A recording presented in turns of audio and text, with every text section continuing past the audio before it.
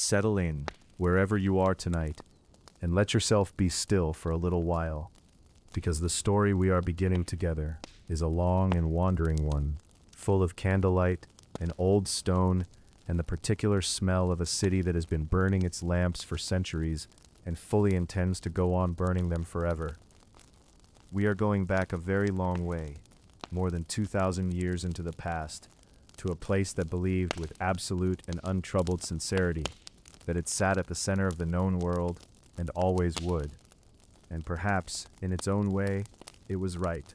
Before we go any further into this world, let me say softly that if you find yourself returning to these stories night after night, the kindest thing you can do for yourself is to subscribe, so that they will always be waiting for you when you need them.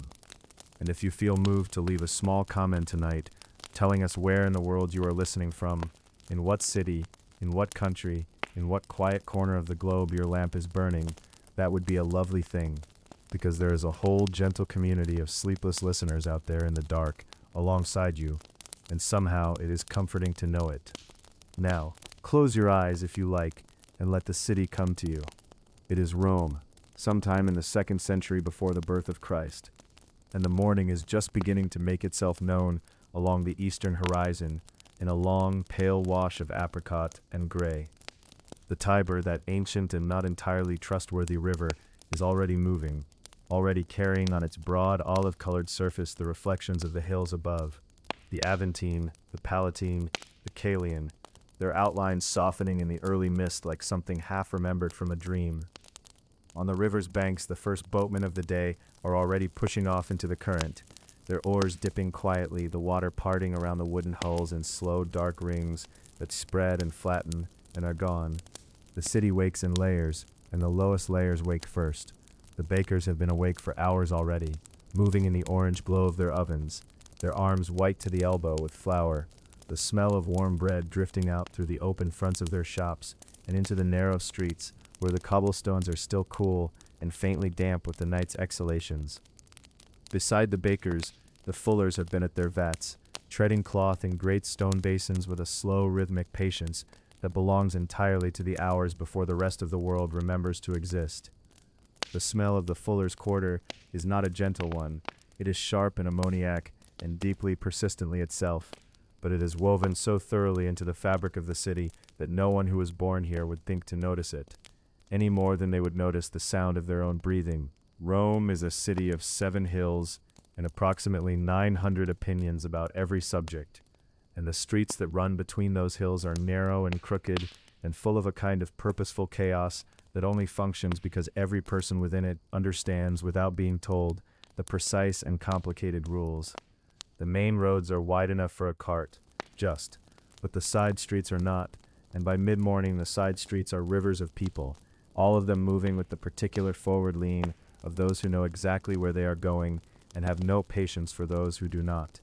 Senators in their togas with the broad purple stripe, their slaves moving ahead of them like prows parting water, merchants in plain tunics carrying tablets and arguing in 3 languages at once, women with their hair piled and pinned, their pallas wrapped around them against the morning cool, stopping to examine the figs laid out on a vendor's cloth, lifting one to the light and turning it slowly in their fingers, as though it contains some secret worth discovering.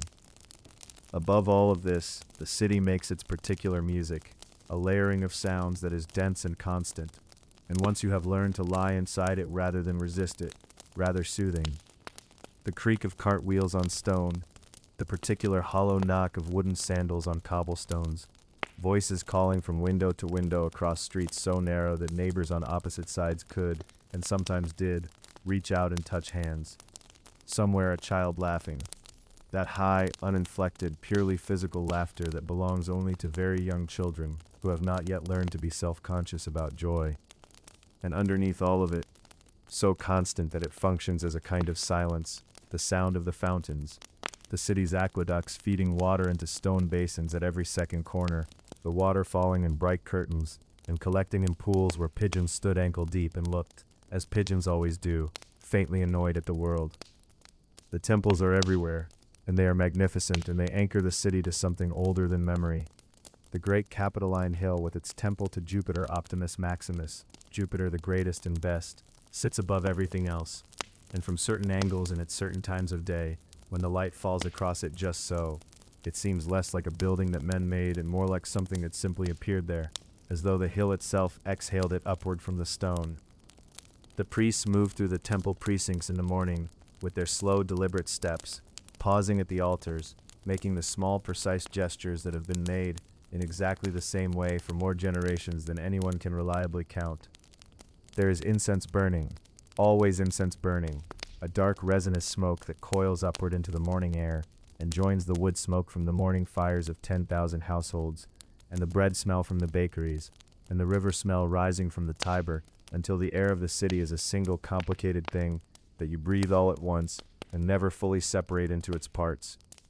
This is a city that believes in itself, with a depth and completeness that is almost impossible to describe to someone who has not felt it. Rome does not wonder whether it will endure. Rome does not lie awake at night asking whether its best years are behind it. Rome looks at the hills it stands on, and the roads it has built reaching in straight lines to the edges of the known world, and it breathes the slow, deep breath of something that has never seriously entertained the thought of its own ending. This confidence is written into the stone of the city's walls, which are thick and old and quietly certain. It is written into the cadence of Latin itself, that heavy, deliberate language that moves like a loaded wagon over good road. Not fast, but unstoppably. It is written into the faces of the men who walk the forum on a bright morning and speak of politics and trade and the business of the world, with the easy authority of those who know that the world, finally, is their business. And yet, and this is the thing to hold gently as you drift towards sleep tonight, this city of such unshakable self-belief is not a simple place. It is a place of extraordinary violence and extraordinary beauty, often in the same street, sometimes in the same moment. It is a place where a man can rise from nothing to everything within a single generation, and fall from everything to nothing in a single afternoon. It is a place where the lamps burn in the windows of the great houses on the Palatine, long into the night, while in the darker streets below, in the cramped rented rooms of the insulae, those tall and slightly precarious apartment buildings that stack the lives of the ordinary Romans one on top of another like layers of a cake. Other lamps burn too, smaller and smokier, throwing a softer, more uncertain light on faces that are thinking about tomorrow and not entirely sure what it holds. It is into this city that our story is born, not yet, not quite yet, but soon.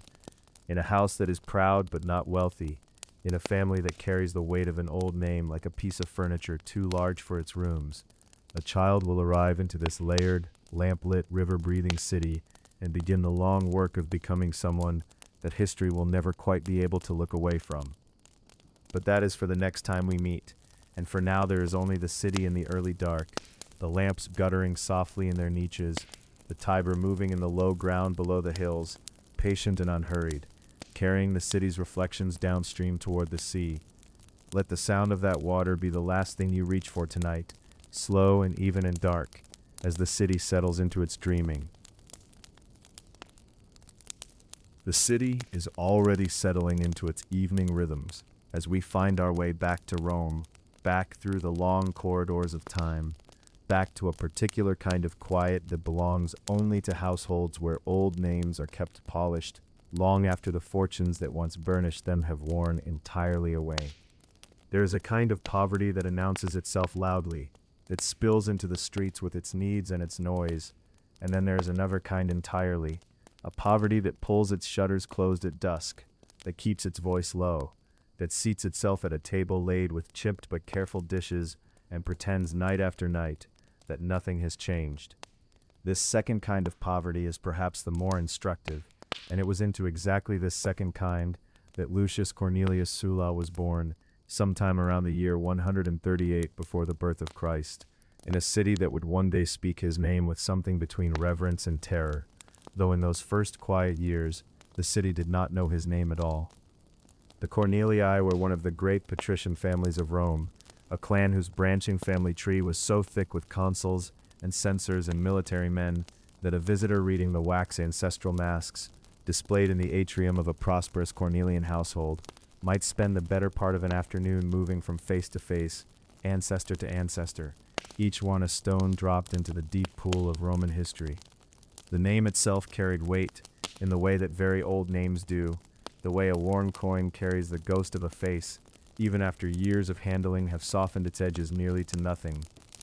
To be a Cornelius was to carry that ghost with you, to feel it resting on your shoulders at every formal occasion, to hear it whispered whenever you gave your name in the forum or at the gates of a magistrate's house.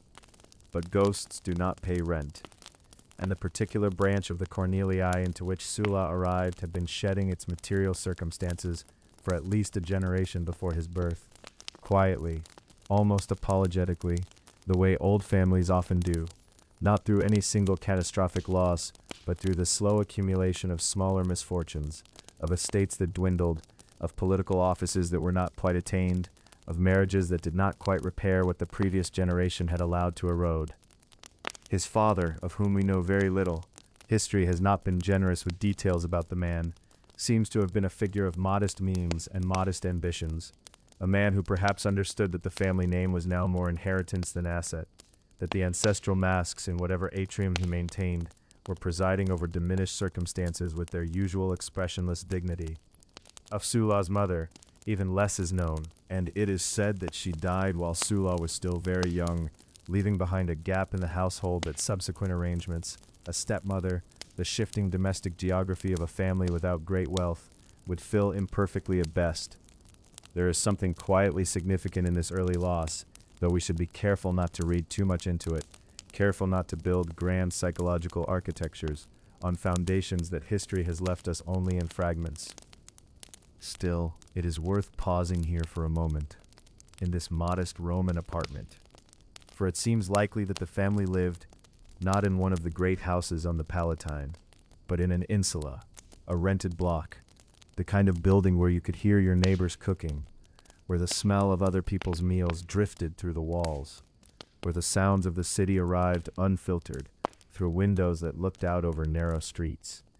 And imagining the boy in this space, growing up alongside the particular awareness that his name said one thing, and his address said another.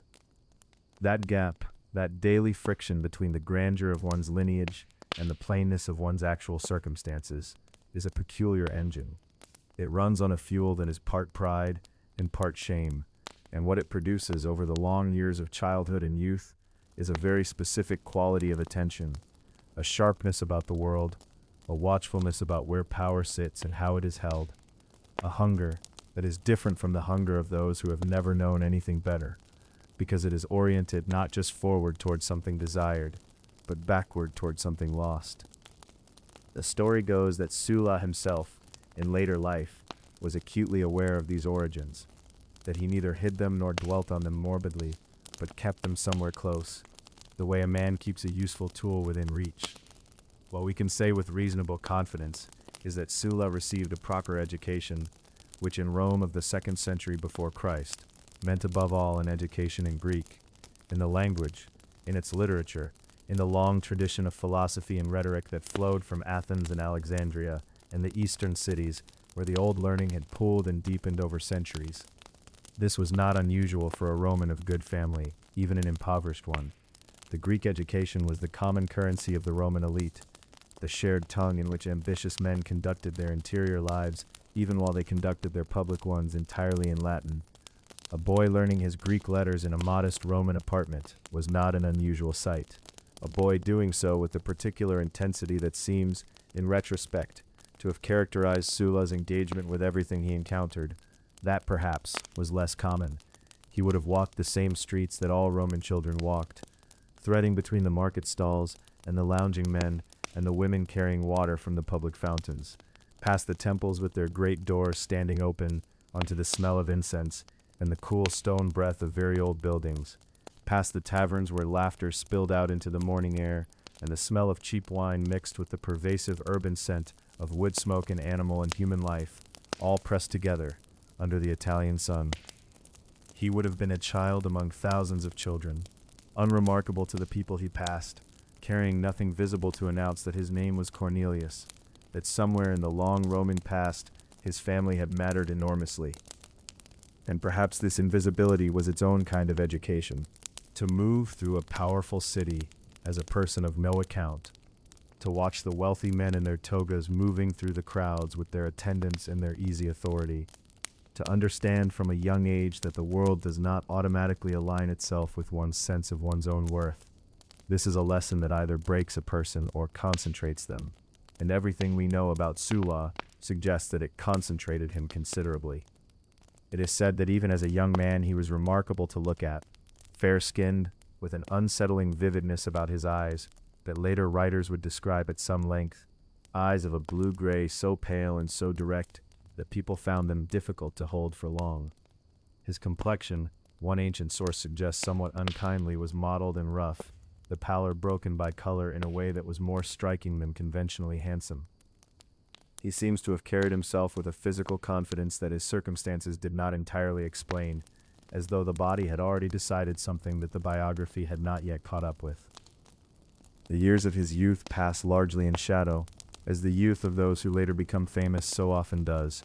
History tends to reach back and illuminate the early years of great men with whatever lamp is convenient, and Sulla's early years were genuinely modest enough that not much caught the light. He was a young man in a large city, learning things, reading things, spending time in the company of people his family might not have entirely approved of, developing the broad and curious mind that later distinguished him, and living with that particular low hum of intention that in retrospect would seem like destiny, but that in the moment was simply a young man trying to make sense of what he had been given and what he intended to do about it.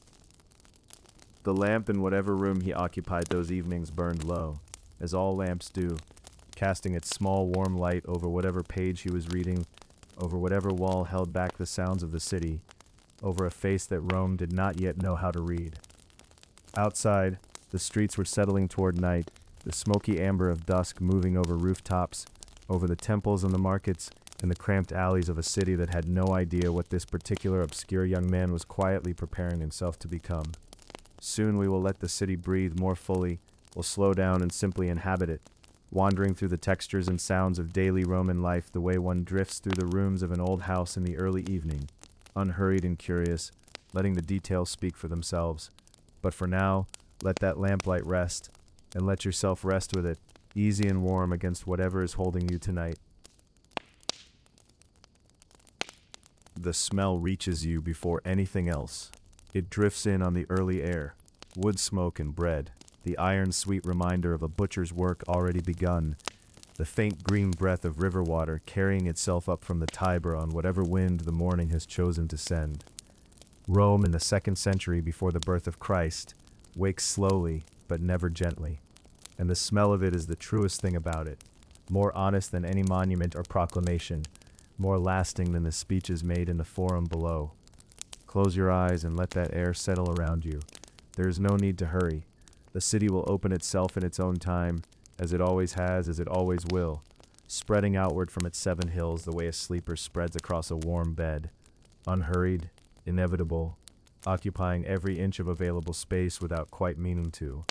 Somewhere in the tangle of streets that threads between the Palatine and the Aventine, a cart is moving. You can hear it long before it passes, the grinding of wooden wheels on stone, the clop and skid of a mule whose patience has already been tested this morning, and found to be exactly sufficient for the work ahead. Roman law, it is said, forbade wheeled traffic inside the city during the daylight hours, so the delivery carts, and the timber wagons, and the great creaking conveyances of commerce all conducted their business in darkness, filling the night with a low, rolling thunder that the citizens slept through without comment, because it had always been there, and there was therefore no reason to notice it. But dawn is the in-between time, the threshold hour, and in these first gray minutes, before the sun has committed itself fully to the sky, the last of the night's carts are still finishing their routes, iron wheel rims ringing against the basalt paving stones with a sound like a very slow and patient bell. The streets themselves deserve a moment's attention, because they are not what you might imagine if you have been given a picture of Rome, assembled from its grandest hours. Yes, the temples are there, white and honey gold on their podiums, their columns catching the first proper light and holding it the way a chalice holds wine. And yes, the great public spaces open here and there like sudden exhalations, the forum drawing everything toward it like a quiet drain. But between these moments of civic magnificence, The streets are narrow and dark and smelling of the accumulated life of a million souls. The insulae rise on either side, the apartment blocks, 4 and 5 and sometimes 6 stories of brick and timber and hope pressed together, and at this hour their windows are beginning to show small lights, the ochre flicker of oil lamps behind shuttered wood, each one a separate wakefulness, a separate morning being assembled behind a separate wall. The city, seen from above, would look like a field of fireflies settling. Down at the street level, the day begins with water. The fountains are fed by the aqueducts, those extraordinary structures that carry the mountain springs and the upland rivers into the city's heart, over distances that would take a man several days to walk. And the fountains run without pause, night and day, summer and winter, because there is no mechanism by which they might be stopped, even if anyone wished to stop them. The water arrives and the water runs, and the water splashes its small, constant note against the carved stone basins, and then makes its way in thin rivulets along the gutters at the edges of the streets, carrying with it whatever the street has given it: fallen leaves, the leavings of horses, the overflow from bakeries, and emptying eventually into the great sewer that Romans speak of with a proprietary pride, as though the Cloaca Maxima were itself a kind of monument, which in its way it is. Women arrive at the fountains early, amphoras balanced on their heads or waiting on the ground beside them, and they talk in the manner of people who have a great deal to say and have been saving it since the evening before. The markets open with the sun. In the area around the Forum Boarium, the old cattle market near the river, the stalls arrange themselves in a pattern so ancient that no one could say who first established the custom, and the merchants who take their places there do so with the confident unhurriedness of people occupying inherited territory. There is the man who sells garum, the fermented fish sauce that Romans put on nearly everything they eat, and his corner of the market carries its own particular atmosphere, pungent and complicated, somehow both appetizing and challenging, depending on how close you stand. There are olive sellers, their produce heaped in wide clay bowls and gleaming with that deep green-black luster that speaks of southern orchards and long summer afternoons. There are bakers, their stalls warm and exhaling steam, the loaves round and scored in patterns that are partly decorative and partly practical, because a loaf divided into segments can be shared and argued over and traded in fractions. There are sellers of cloth and sellers of rope and sellers of small clay figures of the gods, these last doing a modest but steady business, because there are a very great many gods requiring acknowledgement, and it is never quite wise to neglect any of them. The temples confirm this. Rome in the 2nd century before the birth of Christ is a city of extraordinary religious thoroughness, and wherever you turn on the hills and in the valleys between them, there are sacred places of varying sizes and vintages. The oldest ones have the particular gravity of things that have been worshipped for a very long time, their stones worn smooth at the approach, their precinct air carrying the residue of 10,000 offerings, the particular still quality of spaces that have been set apart from ordinary use for generations beyond counting. The newer temples are shinier and more ambitious in their proportions, and they often carry dedicatory inscriptions that tell you exactly which general built them and in what year and following which victory. Because piety and self-promotion in Rome have always been comfortable companions, sitting together on the same bench without embarrassment. By mid-morning, the forum is fully alive. This is the center of everything: the courts, the rostra from which orators will address the assembled citizens, the temples of Castor and Saturn framing the space with their columns, the money changers at their tables, the lawyers in their careful togas moving between groups of clients with the purposeful unhurriedness of men who are paid by the consultation. The noise at this hour is considerable without being quite overwhelming, the way a river in mild flood is considerable. There is a great deal of it, and it moves with its own logic, and if you stand still in it long enough, you stop hearing it as noise and begin hearing it as atmosphere, as the sound of the city thinking. Arguments are being resolved here, and fortunes and reputations. Alliances are being quietly proposed in the shaded colonnades. Young men of good family are watching older men of better family and calculating, with the particular mixture of patience and impatience that youth always brings to the study of power. As the afternoon deepens, the pace changes.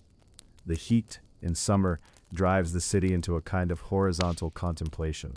The shutters come down, the streets empty somewhat, The fountains sound louder in the relative quiet.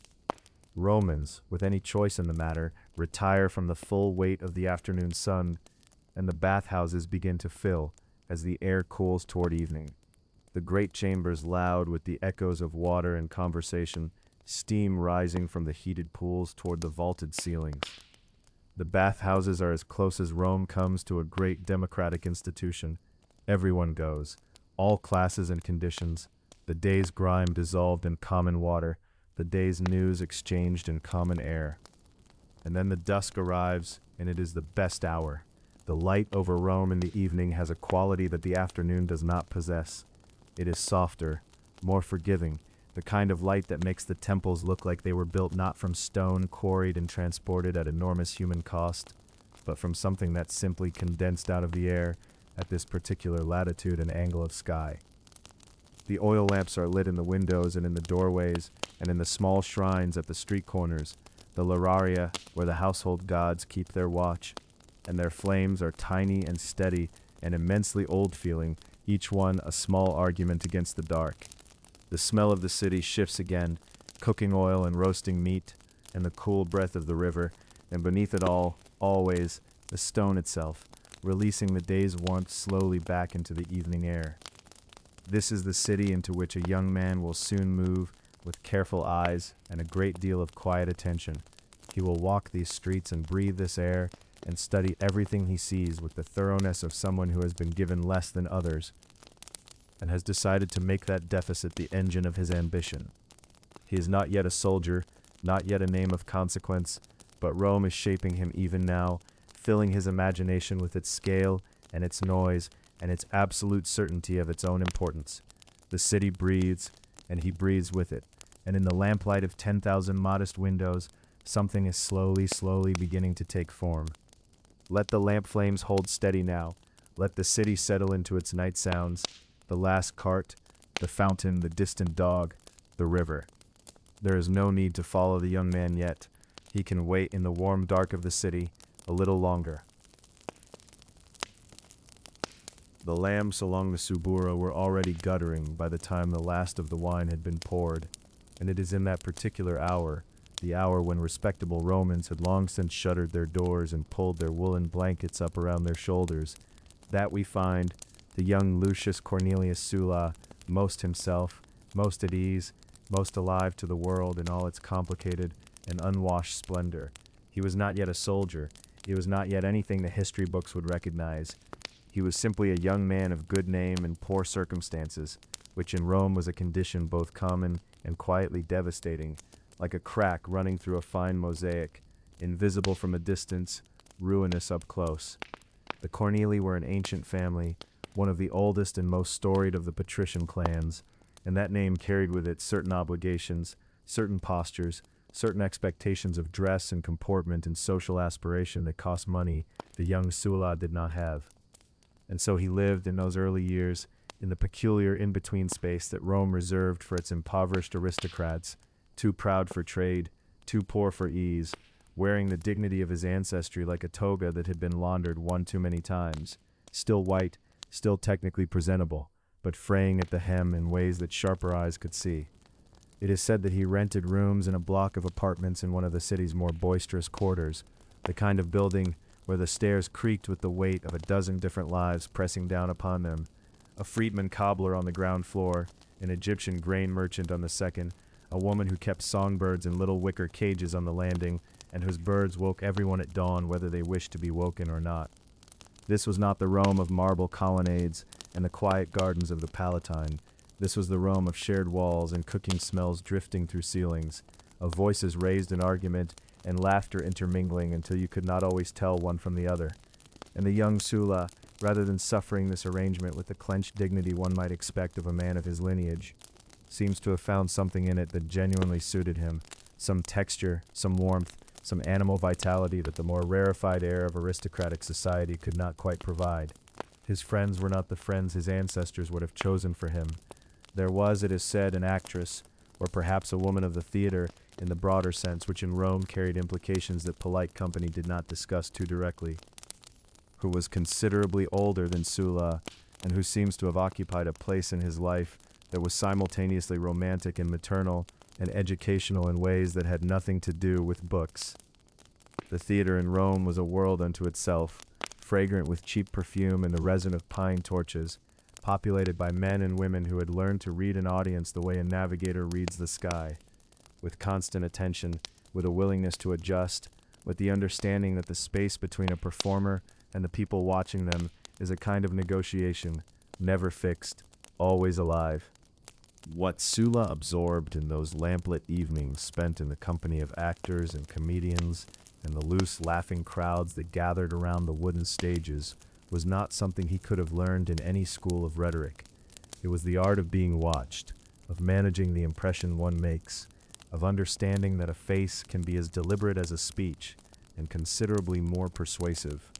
He was also drawn to philosophers, or at least to the kind of philosophical company that Rome produced, which is to say, less the solitary contemplative in a Greek garden, and more the dinner-table debater, the man who had read widely enough to hold an argument on any subject, and who used ideas the way a clever fighter uses his hands, not to build cathedrals, but to probe for weakness, to test the edges of things, to see what held and what collapsed under pressure. The Greek philosophies had been washing through Rome for several generations by the time Sulla came of age. Stoicism and Epicureanism and the remnants of older schools all muddled together in the Roman manner into something more pragmatic and less pure than their originators might have recognized. Sulla seems to have had a particular feeling for those strands of thought that concern themselves with fortune, with the great wheel of chance that lifts men up and sets them down again, with no apparent concern for their merit or their prayers. He is said to have called himself a favorite of Fortuna, the goddess of luck, and it is worth pausing on that claim, because it is not quite what it appears. A man who believes himself lucky is often simply a man who has learned to pay very close attention, and then credit the attention to the gods rather than himself. And then there were the moneylenders. Rome ran on debt the way its aqueducts ran on gravity.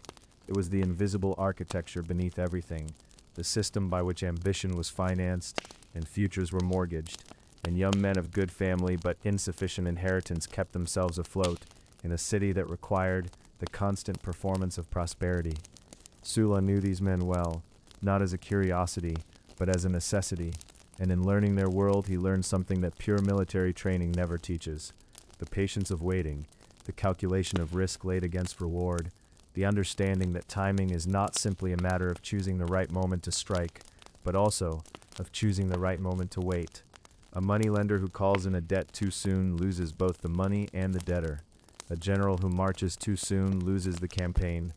The logic, Sulla seems to have intuited somewhere in those long conversations across tables covered in wax tablets and IOUs and the small bronze weights used to measure coin, was not so different.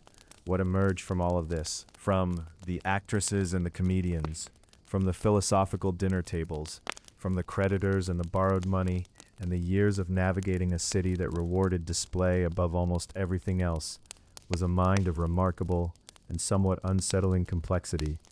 Sulla could charm. This is perhaps the first thing anyone who spent time with him seemed to notice, that he was funny in a way that Romans found irresistible, that he could make a room relax around him the way a fire makes a cold room relax, simply by being present and warm and attentive. He could also be cold in a way that those same people, once they had experienced it, never entirely forgot, a coldness that was not cruelty exactly, or not yet, but was something more like the chill you feel when a cloud passes over the sun on an otherwise pleasant afternoon, a reminder that warmth is not the same thing as safety.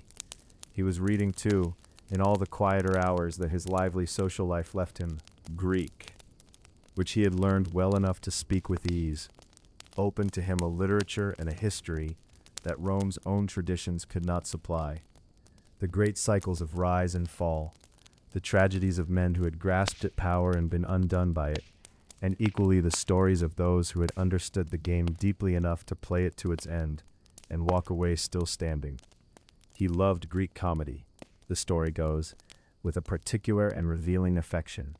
Those broad, rollicking plays full of disguised identities and overturned expectations, and the cheerful suggestion that the world is fundamentally a place of masks, and that the wisest man is the one who knows when he is wearing one.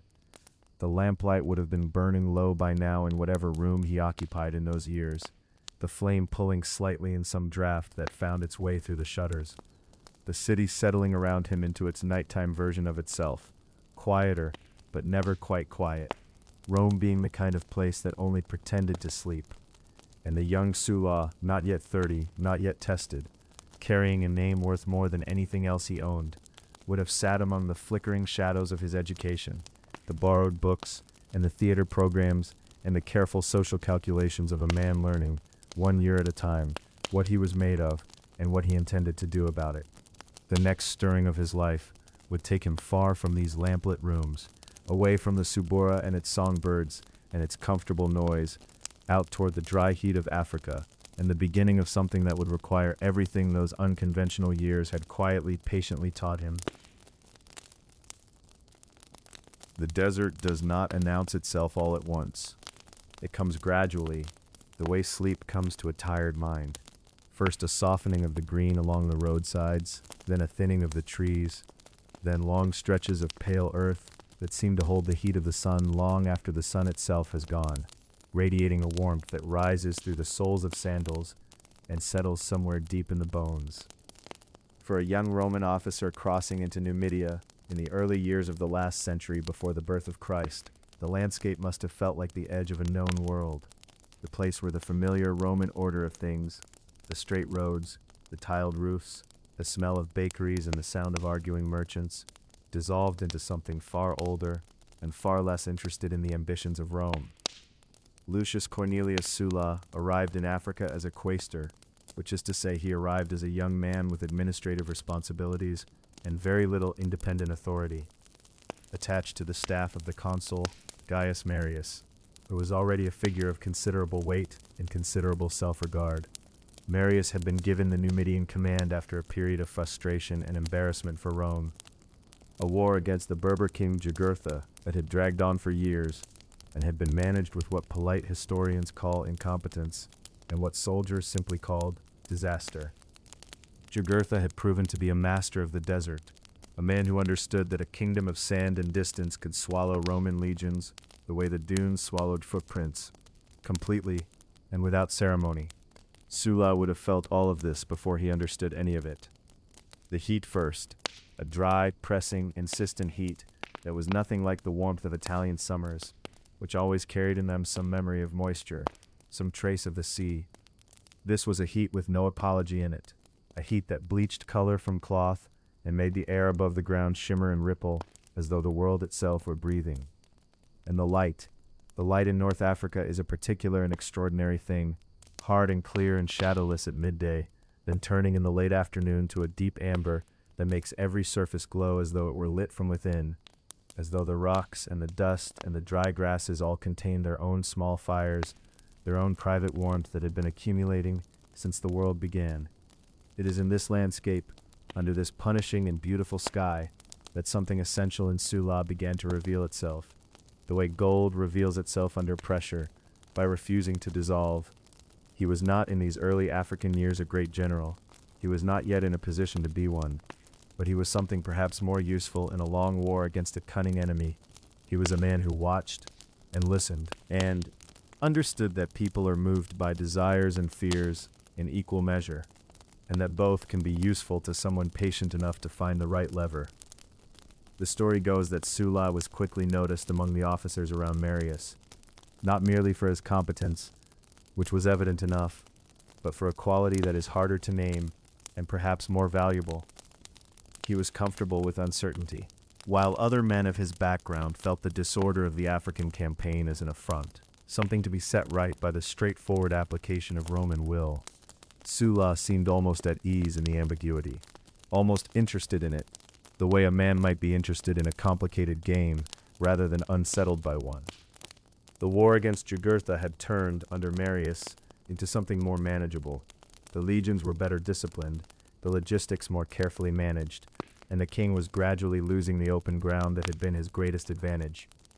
But Jugurtha himself remained free, and a free Jugurtha remained a problem, because a king without a kingdom can still dream of recovering one, and a dream of that kind, held by a man of Jugurtha's resourcefulness, tends to find a way toward realization.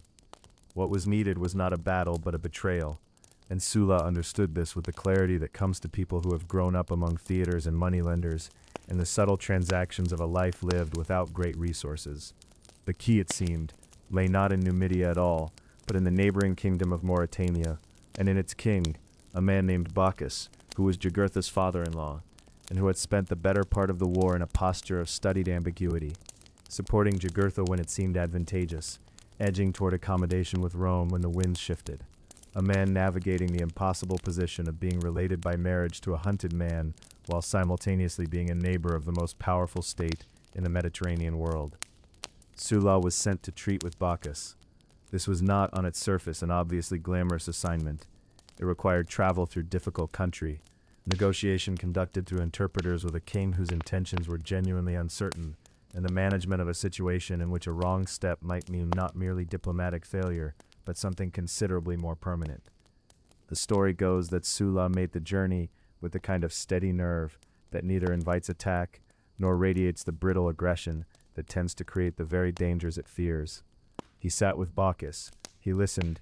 He made the Roman case with clarity but without arrogance, which was itself a kind of achievement for a Roman official dealing with a foreign king, and he seems to have understood, with that quality of patient attention that would mark his entire career, what Bacchus actually needed, which was not so much a reason to betray Jugurtha as a guarantee that Rome would remember the service generously and forget the ambivalence that had preceded it.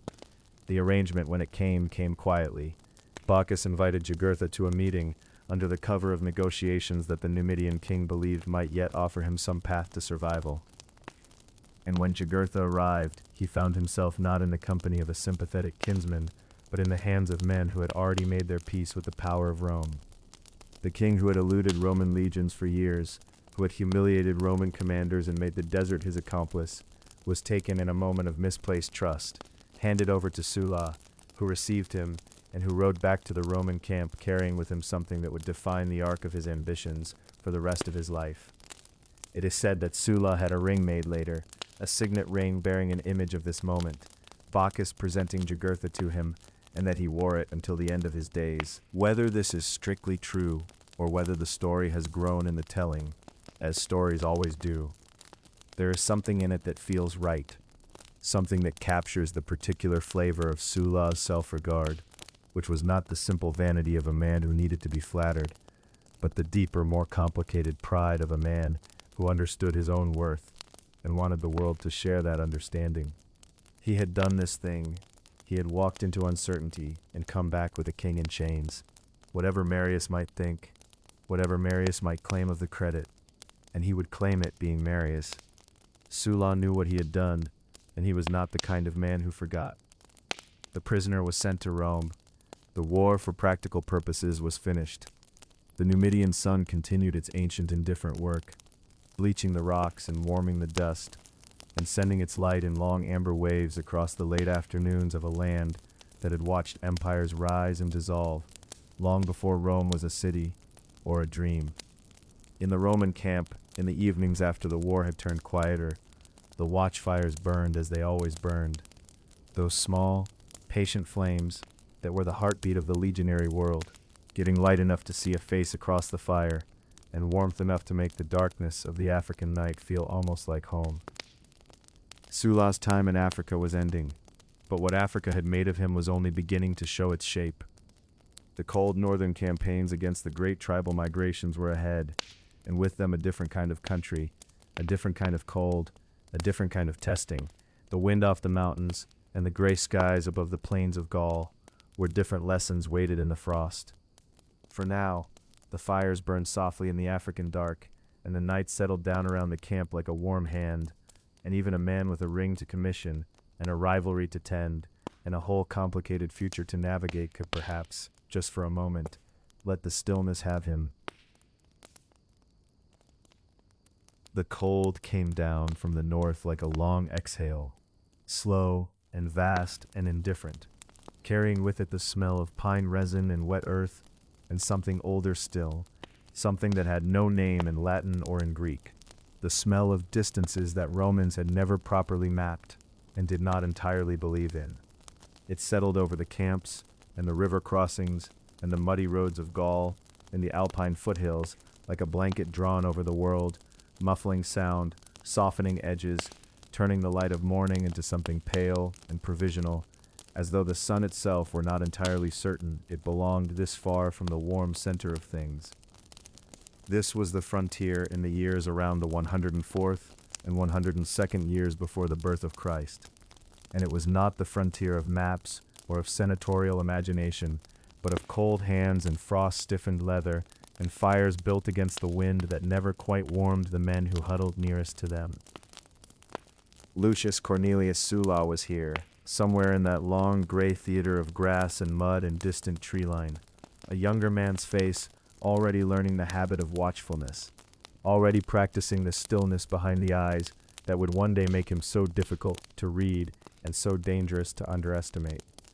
He had come through Africa, as you may remember from the nights before this one, come through the red dust of Numidia, with the memory of Jugurtha's surrender still warm in his hands, and what that episode had given him was not only a reputation, fragile and double-edged as it was, but something interior, a confirmed knowledge of his own capacity for patience, for the slow working of things, for letting the moment ripen until it fell of its own weight. He carried that knowledge north with him the way a man carries a good knife, quietly, without display, aware of it only when the situation required it. The men they had come to fight were not like any enemy Rome had yet properly faced in living memory, or so it seemed, to those who encountered them first on the long roads of the Rhone Valley and in the Alpine passes where the wind came through sharp as a blade and the clouds pressed low enough to touch. The Cimbri and the Teutones, great confederacies of peoples rolling southward out of the northern lands, had already undone several Roman armies before Marius and Sulla and the reformed legions arrived to stand against them. The story goes that they moved in numbers so vast that the ground trembled under the march, that their wagons stretched beyond sight, that their women and children came with them as a nation moves, not merely an army, carrying everything they owned, toward the warm south that someone had told them waited beyond the mountains. Whether these accounts were precisely accurate or shaded by the terror of survivors, it is difficult now to say with any certainty, but the impression they made on Rome was real enough, and the memory of the Gallic sack, 2.5 centuries before, was still a kind of wound in the Roman imagination, a proof that the eternal city was not quite as eternal as it wished to believe. Marius was the commander, the great reorganizer, the man who had already transformed the legions into the more professional, more mobile instrument they would remain for centuries afterward, and Sulla served beneath him as a legate, a subordinate role, though not a passive one. The relationship between these two men was already complicated, in the way that relationships between ambitious people always are, complicated when neither is quite able to respect the other without reservation. Marius was older, rougher, a new man risen from Italian soil by sheer force of will and military competence. And he looked at the younger patrician with the particular suspicion of someone who has earned everything and suspects that some people expect to receive. Sulla, for his part, it is said, wore his admiration for Marius the way one wears a garment borrowed for the occasion, useful, perhaps even genuinely felt in moments of crisis, but not quite his own. And yet in the field, on the cold northern frontier, the gap between them narrowed considerably, because the field has a way of reducing men to what they actually are, rather than what they believe themselves to be. Sulla was good at this, at the specific and unglamorous work of soldiering in difficult terrain, at keeping men supplied and organized, at reading the ground, and maintaining the kind of quiet authority that doesn't require raising the voice, because it rests on something the men around you can sense rather than merely hear. He moved through the camps with an ease that surprised people who had heard of the actor-befriending, wine-drinking young man of Rome's streets, as though the cold and the mud and the proximity of genuine danger had simplified him, had burned away whatever was theatrical or performative, and left something harder and more reliable underneath. The campaign against the Teutones was settled in the south of Gaul, near a place called Aquae Sextiae, in the summer of a year when the heat was dry and the hills were pale with dust, despite all the rain that had come before. Marius managed the battle with the kind of patient cunning that was his particular gift, drawing the enemy forward, holding the legion steady, springing the trap when the moment arrived, and the slaughter, by all accounts, was enormous and decisive. Sulla was present in the subordinate work of that campaign, in the logistics and the skirmishing and the maintenance of order that makes the headline battle possible. And though his name was not the one attached to the triumph in the stories that came home to Rome, he was there in the fabric of it, learning, always learning, filing away observations about how to hold an army together under pressure, how to manage the relationship between hunger and discipline, how to make men believe in the possibility of victory when the evidence around them was cold and uncertain. The Cimbri were dealt with the following year at the Raudian fields in the north of Italy, a battle that Marius shared with his consular colleague Catulus.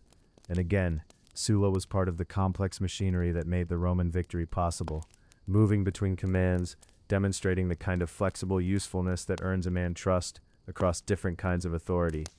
It is said that he acquitted himself with particular distinction in the harder, quieter work of the campaign, in the holding of positions under pressure, in the steadying of units that might otherwise have wavered, in the small acts of cool nerve that soldiers remember and officers need.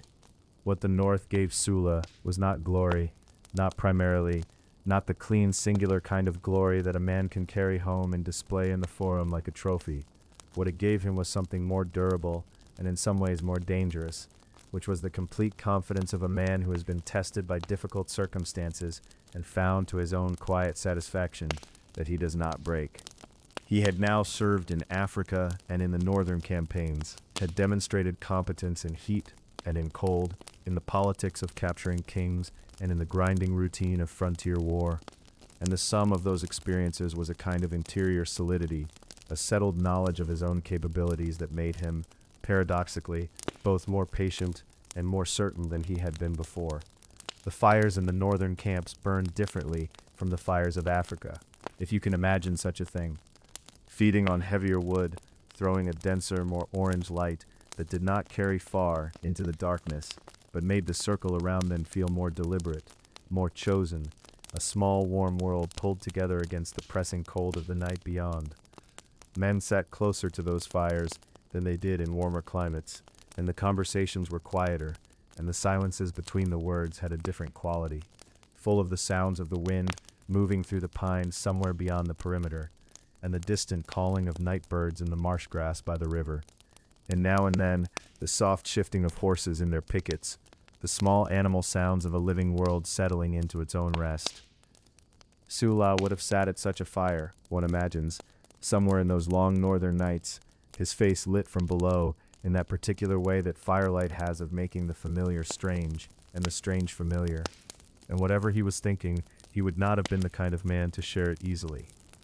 But the warmth was there, and the dark was there, and tomorrow was another day of the slow, patient work, and for now the fire was enough.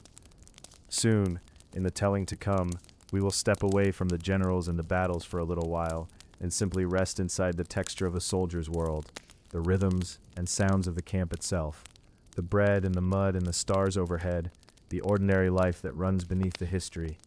But that is for another night, and for now, let the fire burn down quietly, and let the wind move through wherever you are, and let sleep come in its own unhurried time. The fire has been burning for hours now, low and orange at the center of the camp, and if you were to stand at its edge and look outward into the dark, you would see the other fires, dozens of them, scores of them, each one a small warm island in the immense blackness of the northern plain, each one surrounded by men in wool and leather, sitting close to the heat, their voices barely carrying above the crackle and the wind moving through the grass beyond the ditch.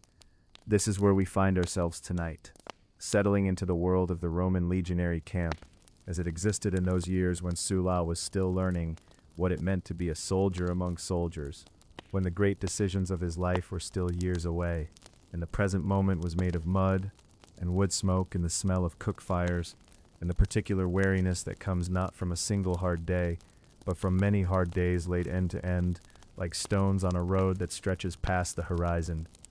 The camp itself is a world with edges, which is one of the things that gives it its peculiar comfort, even in its hardness.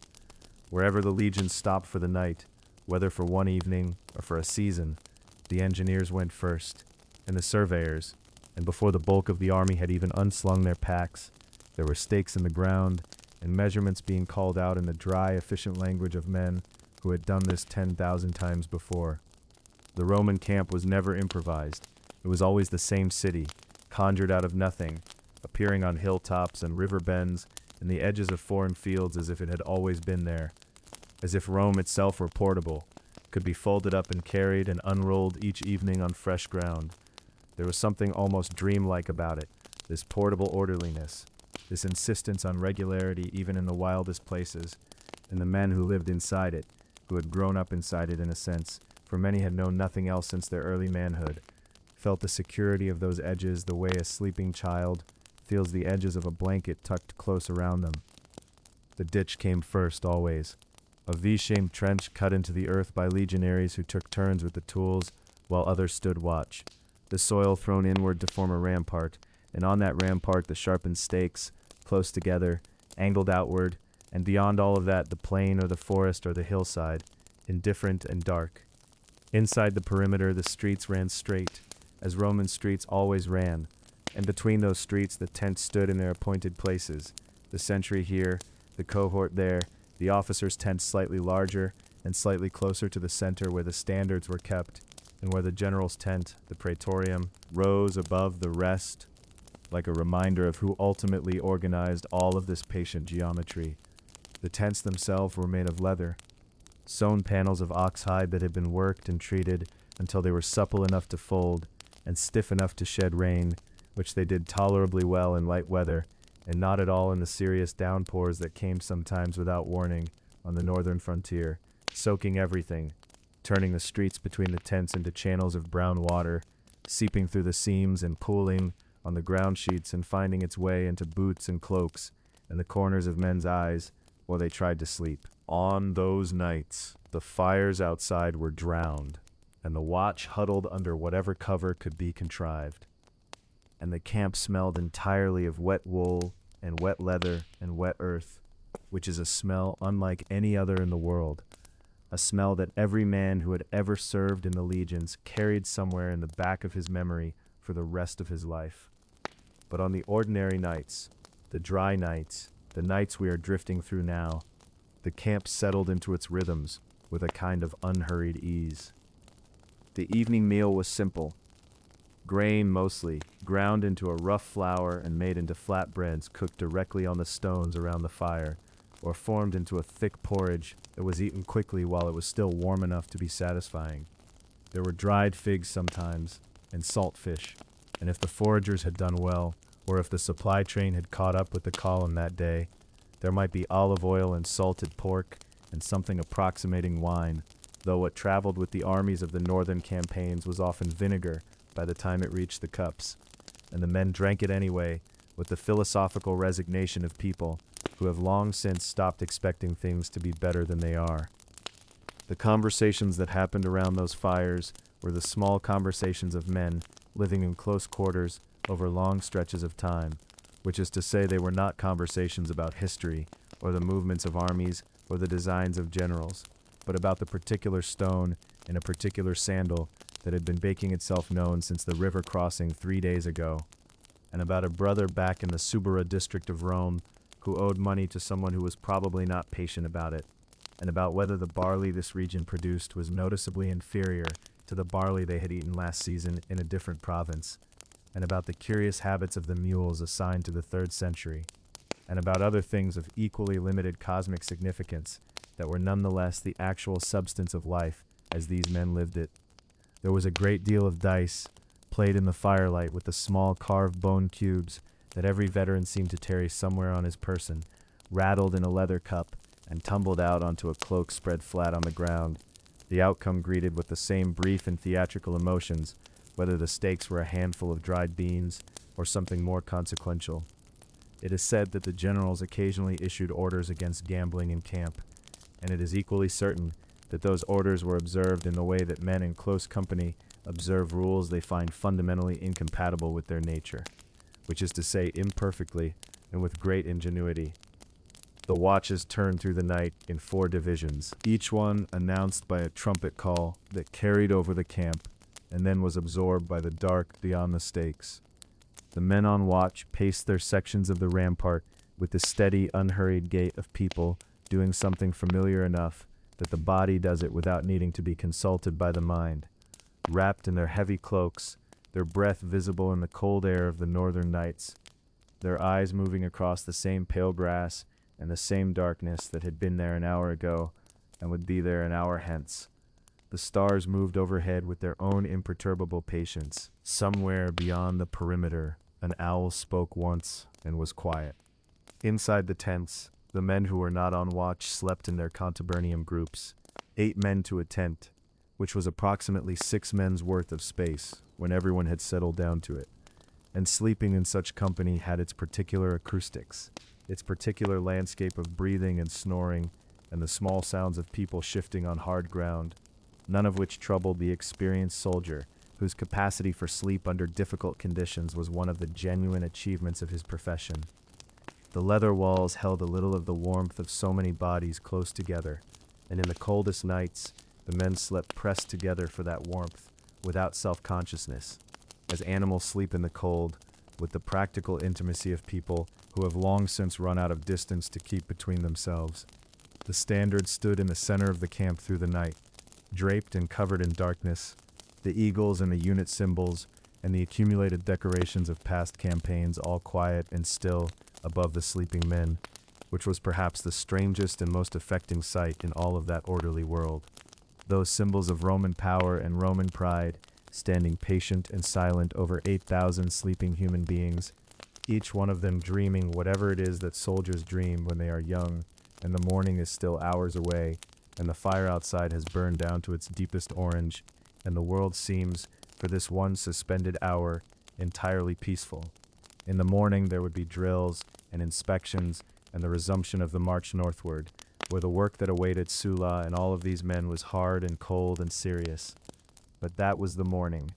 For now the camp breathed in its slow collective breath, the watchfires held their patient orange light against the dark, and the night continued its long and untroubled turn toward dawn, carrying all of these sleeping men gently forward into what the next days would bring, which was, as we shall see when we are rested and ready, the fire and fury of a war closer to home than any of them had yet fought, and a crucible that would reveal exactly what kind of commander Lucius Cornelius Sulla intended to become.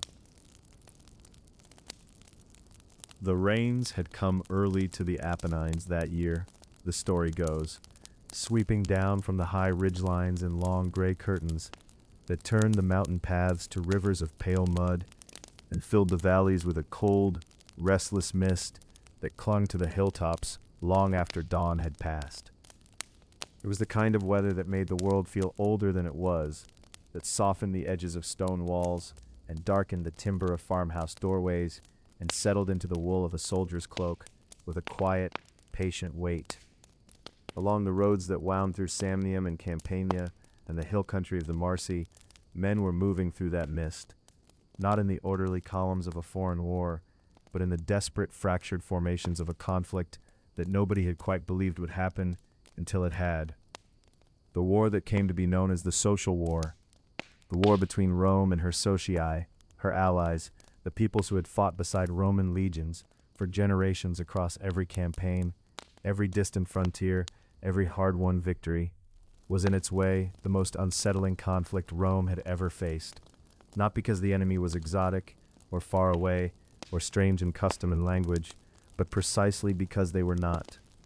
The Samnites who raised their banners against Rome in those years of the early 80s, before the birth of Christ, had learned to fight in Roman formations, had carried Roman shields, had spoken Latin around their watchfires, and had bled on Roman behalf from Sicily to Spain to the plains of northern Gaul. They knew the legions from the inside, they had helped build them, and now they had decided that 2 centuries of shared sacrifice had earned them something more than the shadow of citizenship, something real, something with weight and legal standing and the dignity of an equal voice in the city that ruled the world. Rome, in its slow and self-satisfied way, had refused them that, and so they had come together, the Marsi, the Samnites, the Lucanians, the Paeligni, the Frentani, and had declared their own republic, their own senate, their own capital at Corfinium, which they named Italica, in a gesture of quiet defiance that was also in its way a kind of longing. They did not want to destroy Rome, they wanted to become it, and that longing, left unanswered, had curdled into something harder and fiercer, and the hills had filled with the sound of marching feet and the smell of burning grain.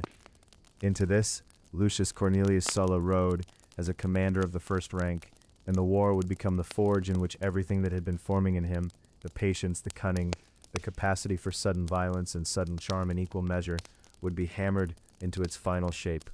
He was given command in the south and center, in those tangled Campanian and Samnite highlands where the fighting was close and fierce, and where the landscape itself seemed to resist the imposition of Roman order.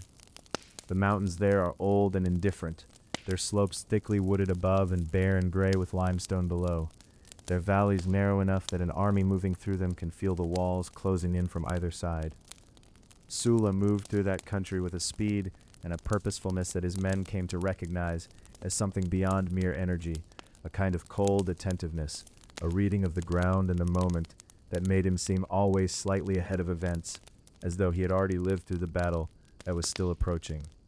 He relieved the town of Pompeii from a Samnite siege, it is said, arriving with a force that struck the besieging troops before they had fully understood what was happening, pressing them back into the open country with a ferocity that left a mark on those who witnessed it. He moved through the hills of Samnium, securing roads, forcing engagements on ground of his choosing, cutting apart the networks of supply and communication that the Italian forces depended on.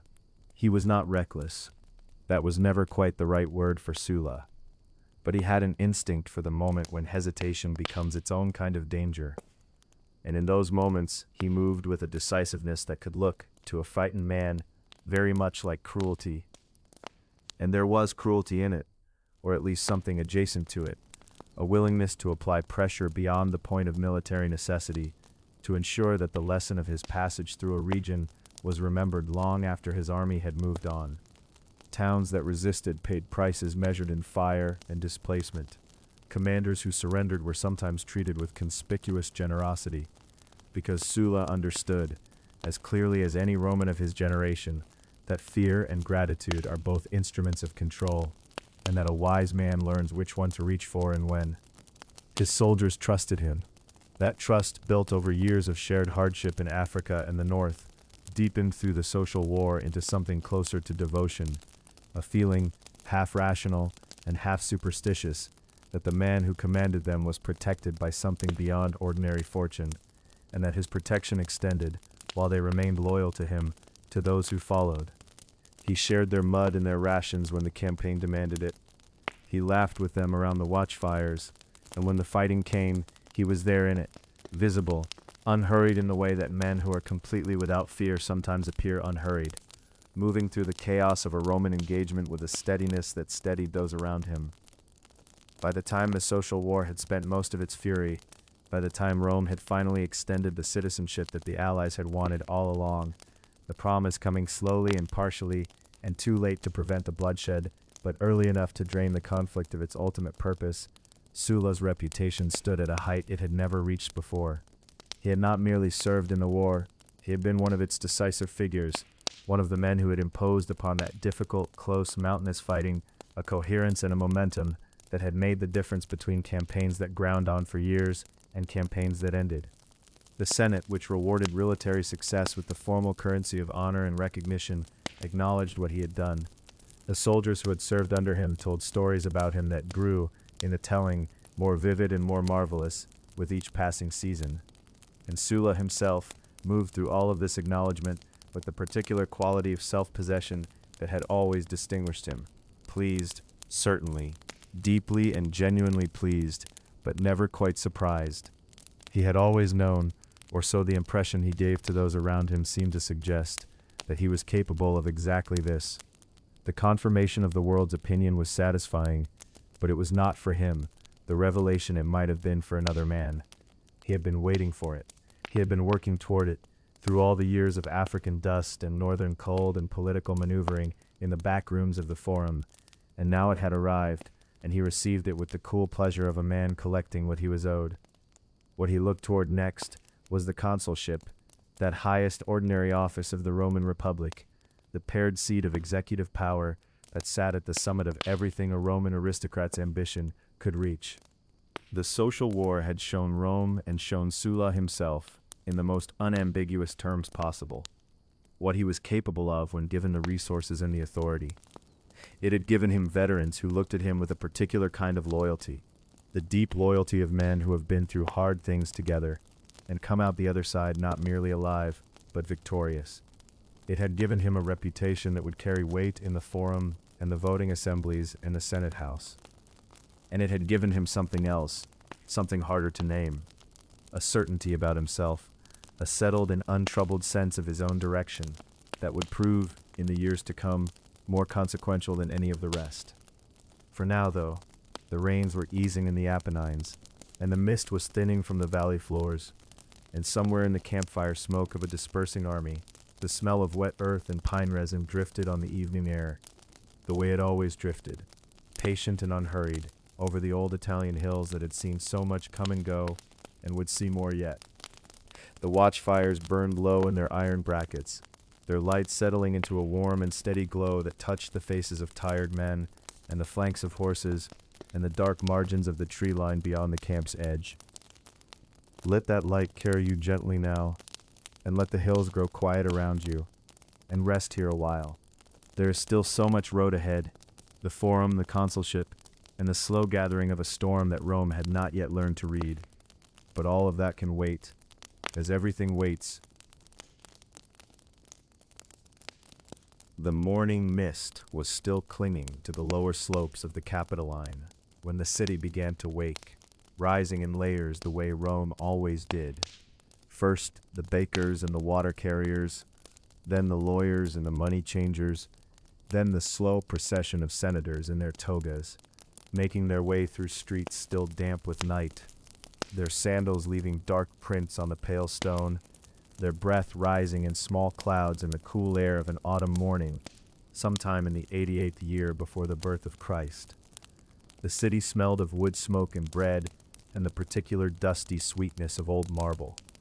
And somewhere in the forum a fountain was running, as it always ran, its voice steady beneath the growing noise of the day, the way a river runs beneath ice, patient and continuous and indifferent to the seasons passing above it. Lucius Cornelius Sulla had been moving toward this morning for a very long time. The consulship was Rome's highest ordinary office, the twin summit that two men climbed together every year, their names joined in the calendars and the inscriptions, their tenure lasting only 12 months before the next two men climbed up behind them. For a Roman of Sulla's class and ambition, everything that had come before, the dusty campaigns in Numidia, the frozen misery of the northern frontier, the brutal grinding work of the social war, with its ambushes and its siege engines, and its long cold nights on the Italian hillsides, all of it had been in some essential way a preparation for this, a laying of stones. And now the road had arrived at its destination, or at least at the first great plateau from which a man could see what lay beyond. He was, by this time, somewhere in his early 50s, though the Romans counted these things loosely, and the story goes that Sulla himself was not always precise about such matters. He was striking to look at, in that unsettling way he had always been, the pale eyes that people described as almost too light, the reddish complexion that darkened in anger to something almost alarming, the broad soldier's frame, carrying the accumulated years of campaign with a kind of contained energy, like a fire that has learned to burn without showing its full heat. He had a quality that the Romans called gravitas when they approved of it, and severitas when they did not, and whether one approved or disapproved of Sulla tended to depend almost entirely on which side of his attention one happened to find oneself. The election itself was conducted in the old form, as Roman elections always were, with the centuries assembled on the field of Mars, and the voices rising in their hierarchical order, the wealthiest citizens voting first, in a system that had been quietly designed to ensure that the wealthiest citizens would usually prevail. Sulla had cultivated his support with the patient, unhurried skill he brought to all his more careful enterprises, moving through the city's social networks in the months before the vote, with a charm that those who knew him well recognized as entirely deliberate, and those who did not knew simply as warmth. He told stories, he remembered names, he had always been beneath the iron, a man capable of extraordinary social grace, the legacy perhaps of those early years spent among actors and poets, and the more unconventional corners of Roman intellectual life, where you learn to read a room the way a navigator reads water. He was elected. His colleague in the consulship was a man of far less distinction, which suited Sulla rather well. The year would bear both their names, but the weight of expectation, and the weight of the particular crisis that was already gathering on the horizon, would rest on one set of shoulders only. That crisis had a name, and the name was Mithridates. The king of Pontus, that ancient territory curling along the southern shore of the Black Sea, had spent years building a power that Rome had chosen, with the comfortable arrogance of the truly dominant, to underestimate. He was a remarkable figure by all accounts. It is said he spoke more than 20 languages, that he had trained himself to be immune to poison by taking small doses each day, that he ruled with an intelligence as sharp as the cold water of his northern shores. And now he had moved, sweeping through Rome's eastern provinces with an army that shattered what it met. And it is said that in a single day, on his orders, the Greek cities of Asia killed every Italian man, woman, and child they could find. 80,000 souls by some accounts, though the numbers passed down through time have a way of swelling with the telling. The sea between Rome and its eastern world had suddenly become very wide and very dangerous. Someone would have to go. The command in the east, the Mithridatic command as it would be known, was the greatest military prize Rome had to offer in this particular year, and both the Senate and the structure of Roman law seemed to indicate clearly that it should belong to Sulla. He was consul. He had demonstrated his military capacity across 3 separate theaters of war. The logic was clean and Roman and apparently settled, but Gaius Marius had not yet agreed to be finished. The old man was by this time past his 70th year, his body beginning to fail him in the ways that bodies do when they have been asked to carry a life as hard as his had been. He had been consul 7 times, a number so extraordinary that it existed in a category almost beyond precedent, and he had saved Rome twice from the kind of catastrophic northern invasion that Rome had not faced since the Gauls came down and burned the city more than 3 centuries before. He was a man of the people in the truest sense, born outside the old aristocracy, risen entirely by the force of his own exceptional competence and his instinct for popular politics, the beloved general of the common soldiers, the reformer of the legions, and he was not ready to rest. Around Marius there had gathered a particular kind of political energy, the energy of men who understood that the traditional machinery of the Senate was not the only lever in Rome. There was a tribune named Sulpicius Rufus, a man of considerable gifts and considerable recklessness, who had built a following in the forum through the particular method of popular Roman politics, the speech that shook the air, the crowd that became a tide, the legislation pushed through not by the slow agreement of the Senate, but by the faster, more volatile engine of the popular assembly. Sulpicius proposed, and the assembly voted, that the Mithridatic command should be transferred, away from Sulla, to Marius. The forum those days carried a particular tension in its air, something underneath the ordinary business of buying and arguing and pleading and praying, a quality of pressure, like the atmosphere before a storm, when the light goes yellowish and the birds go quiet. Senators walked more quickly or more slowly, each according to their temperament. Conversations in the porticos under the temple arcades dropped in volume when strangers passed. The water in the fountains ran on, as it always did, clear and indifferent, catching the light of the autumn sun and scattering it across the stone in small moving coins of brightness, as though the city beneath its human noise were practicing a kind of gentle, ongoing prayer. Sulla's response to the transfer of his command was not, in the first instance, the dramatic thing that it would eventually become. He made his objections through the proper channels. He argued in the Senate. He invoked the law as it stood before Sulpicius had rearranged it. He was, for a brief interval, entirely the proper Roman magistrate, working the system that had produced him, appealing to the values and the procedures that the city had maintained for generations. He was also, in those same days, already thinking. He had legions at Capua. They had fought with him through the social war.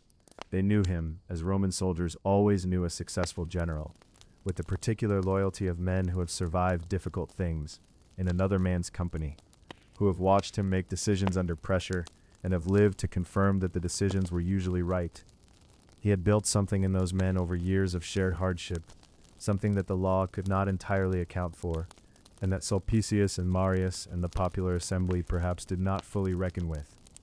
But all of that was for another day, another decision, a crossing of a threshold that had not yet been reached. For now, in the last of the autumn light, the city went about its evening in the old way, the smells of cooking fires drifting down from the Aventine, the priests completing their rituals on the Capitoline as the sun withdrew behind the western hills, the last traders packing away their goods in the Forum, while the torches and the oil lamps began to come to life along the colonnades. That ancient evening transformation, when Rome stopped being a city of stone and marble, and became instead a city of fire, warm and uncertain and beautiful, its light reflected in the running water of its fountains, moving, and never quite the same from one moment to the next.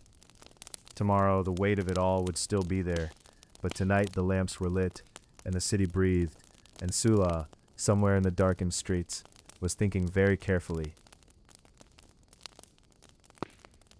There is a particular quality to the light on the Appian Way in early morning, when the stones are still cool from the night and the mist has not yet lifted from the fields on either side. When the tombs of old families stand pale and patient along the roadside, as they have always stood, as if they expect nothing more of the living than to pass quietly by. It is in that kind of light that we find ourselves now, drifting back into the story, back to the year 88 before the birth of Christ, back to a Roman army that has been waiting in Campania with its shields stacked and its fires banked low, and back to the man who stands among them, trying to decide whether to do what no Roman general has ever done before. Lucius Cornelius Sulla is in his early 50s now, and the years of campaigning in Africa and the North and through the long, bitter fighting of the social war have left their marks on him the way weather leaves its marks on good stone, not weakening it precisely, but making it harder to look at directly. His face, by most accounts, was striking in a way that unsettled people, red and pale in uneven patches, with eyes that those who met him remembered long afterward, pale and very steady, the kind of eyes that seem to be looking at something just behind whatever they are aimed at. He is a man who laughs easily and who can also be completely still, and both qualities in the same person tend to make those nearby uncomfortable without quite being able to say why. He has just been elected consul, the highest office the Roman Republic offers, and he has been assigned by the Senate the command against Mithridates of Pontus, whose armies have swept through the Roman East like a tide, and whose single order has caused the killing of tens of thousands of Roman and Italian settlers in Asia Minor in a single day. The war in the East is real and urgent, and Sulla has the legal authority to fight it. He has his army, he has his command, everything is in order, or rather everything was in order, until his old commander and old rival, the great Gaius Marius, who is aging now and desperate with the hunger of old men who have been powerful and feel power slipping, until Marius arranged through a tribune named Sulpicius to have the eastern command transferred, legally, through a vote of the people, from Sulla to himself. This is the wound. This is the thing that Sulla turns over in his mind as the morning mist moves through the camp. He has 6 legions with him. These are men he has trained and fought beside through the social war, men who trust him, men who know that a campaign in the wealthy East means plunder and adventure and pay, and who know equally well that if Marius takes command, Marius will bring his own officers and dismiss them. The soldier's loyalty in this period is a complicated thing. It runs not to the Republic in any abstract sense, but to the man who has led them and fed them and shared their mud, and Sulla is very much that man. It is said that Sulla called his officers together and spoke to them quietly, without raised voice or theatrical gesture, which was notable in itself because Romans of his class were trained from boyhood in the arts of public emotion. The story goes that he framed what he was proposing not as rebellion, but as restoration, that the transfer of command was itself an illegal wound to the constitution, that he was a consul of Rome, acting within his rights, that he was simply returning to the city to correct an injustice. Whether his officers believed this framing, or whether they simply understood the calculation behind it, most of them came with him. 2 of his 6 legates refused and turned back, and this fact was quietly noted by those who recorded the moment, because it suggests that even in Sulla's own circle, even among men who had every practical reason to follow, there were those who felt in their bodies the wrongness of what was being proposed. He sent messengers ahead to Rome. The Senate, or the part of it that was sympathetic to him, sent its own messengers back with instructions to wait. Then Marius and Sulpicius sent men to the camp to order the soldiers to stand down. The story goes that the soldiers pelted those messengers with stones, and the messengers fled, which tells us something about the mood of the legions, and perhaps something too about the degree to which Sulla had already allowed the situation to develop past the point of easy reversal. And then the army began to walk north. There is something almost impossible to hold in the mind about what this march felt like. Not the later civil wars, not Caesar crossing the Rubicon a generation hence with all the drama that history has laid over it, but this first crossing, this original, unthinkable act. The road north from Capua toward Rome is not dramatic country. It rolls through farmland, past stands of umbrella pine, past the small shrines at crossroads where travelers leave offerings to whichever gods seem relevant to their journey. The soldiers would have marched in the ordinary way, at the ordinary pace, with the ordinary sounds of an army on the move. The soft percussion of thousands of sandals on stone, the creak of leather, the low murmur of men talking in the ranks, the occasional cry of a bird disturbed from a field by the vibration of all those feet. And all along the road, civilians watched from doorways and from the edges of fields, and said nothing, or said very little that survived into the record. The silence of ordinary people in extraordinary moments is one of history's most consistent textures. As the army came closer to Rome, some of the tribunes of the plebs came out to meet Sulla and placed themselves in the road, invoking the sacred nature of their office and the ancient prohibition against armed soldiers entering the city. Sulla, the story goes, did not argue with them. He simply kept walking, and the army kept walking, and after a moment the tribunes stepped aside because there was nothing else to do. The city of Rome in those years had no walls that mattered strategically. The old Servian walls were ancient, and in places more symbolic than defensive. And the men inside who had opposed Sulla, Marius among them, had tried to gather a defense, had called on citizens to climb to rooftops and throw tiles down on the soldiers. But Rome was not a city of soldiers. Its citizens were merchants and craftsmen, and priests, and students of philosophy, and sellers of bread and fish. And the sight of 6 disciplined legions moving through their streets with the quiet efficiency of men who have done harder things than this was enough. The rooftop resistance did not last. Marius fled.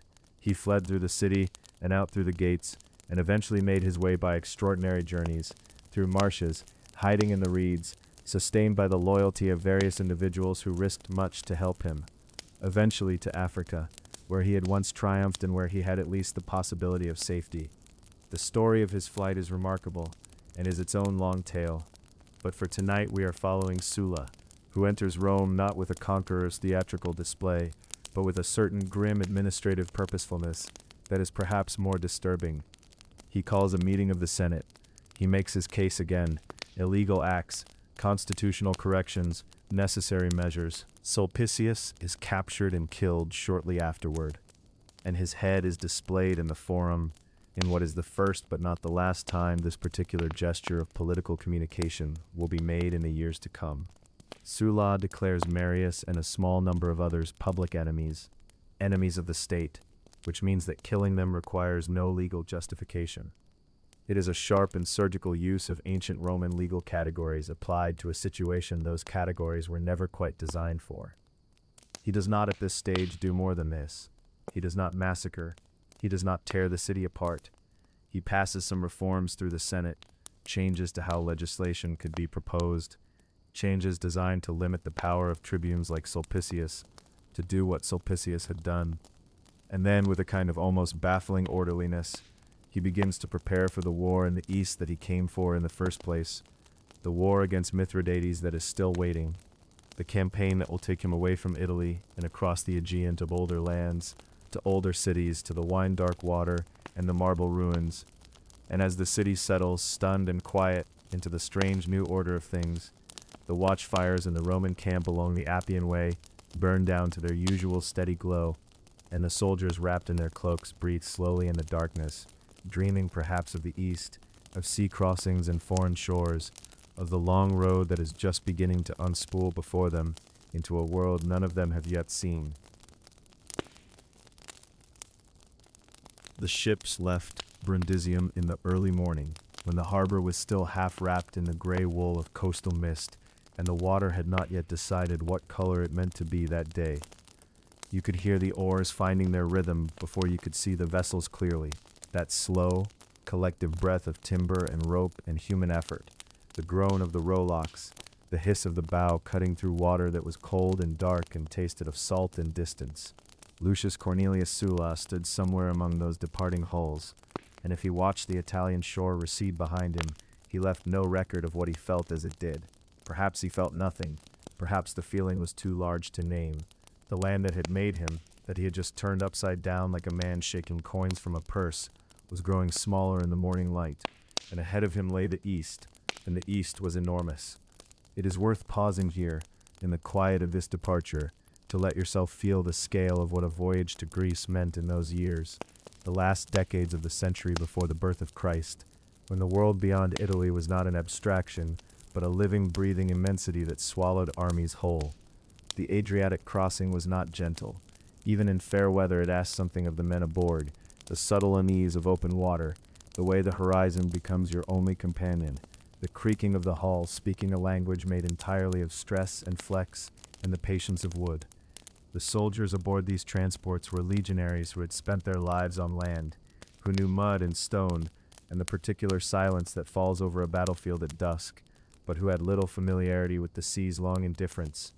They would have slept badly on those first nights, wrapped in their cloaks on the decks, listening to the water moving underneath them with its endless, unhurried murmur. Sulla's fleet was not a single grand armada, sweeping out of Italy with banners and ceremony. The story goes that his forces were assembled across several crossings, the legions moving in stages, the supply ships and equipment transports following in their own time and order.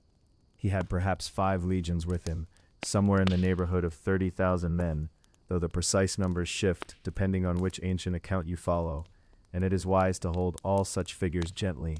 What is certain is that these were soldiers who had chosen to march on Rome with him, men who had followed him across that unthinkable line, and who had, in doing so, bound their fates entirely to his.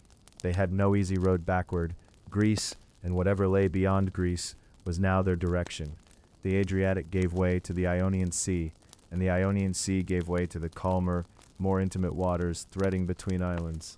And slowly the world began to change around them.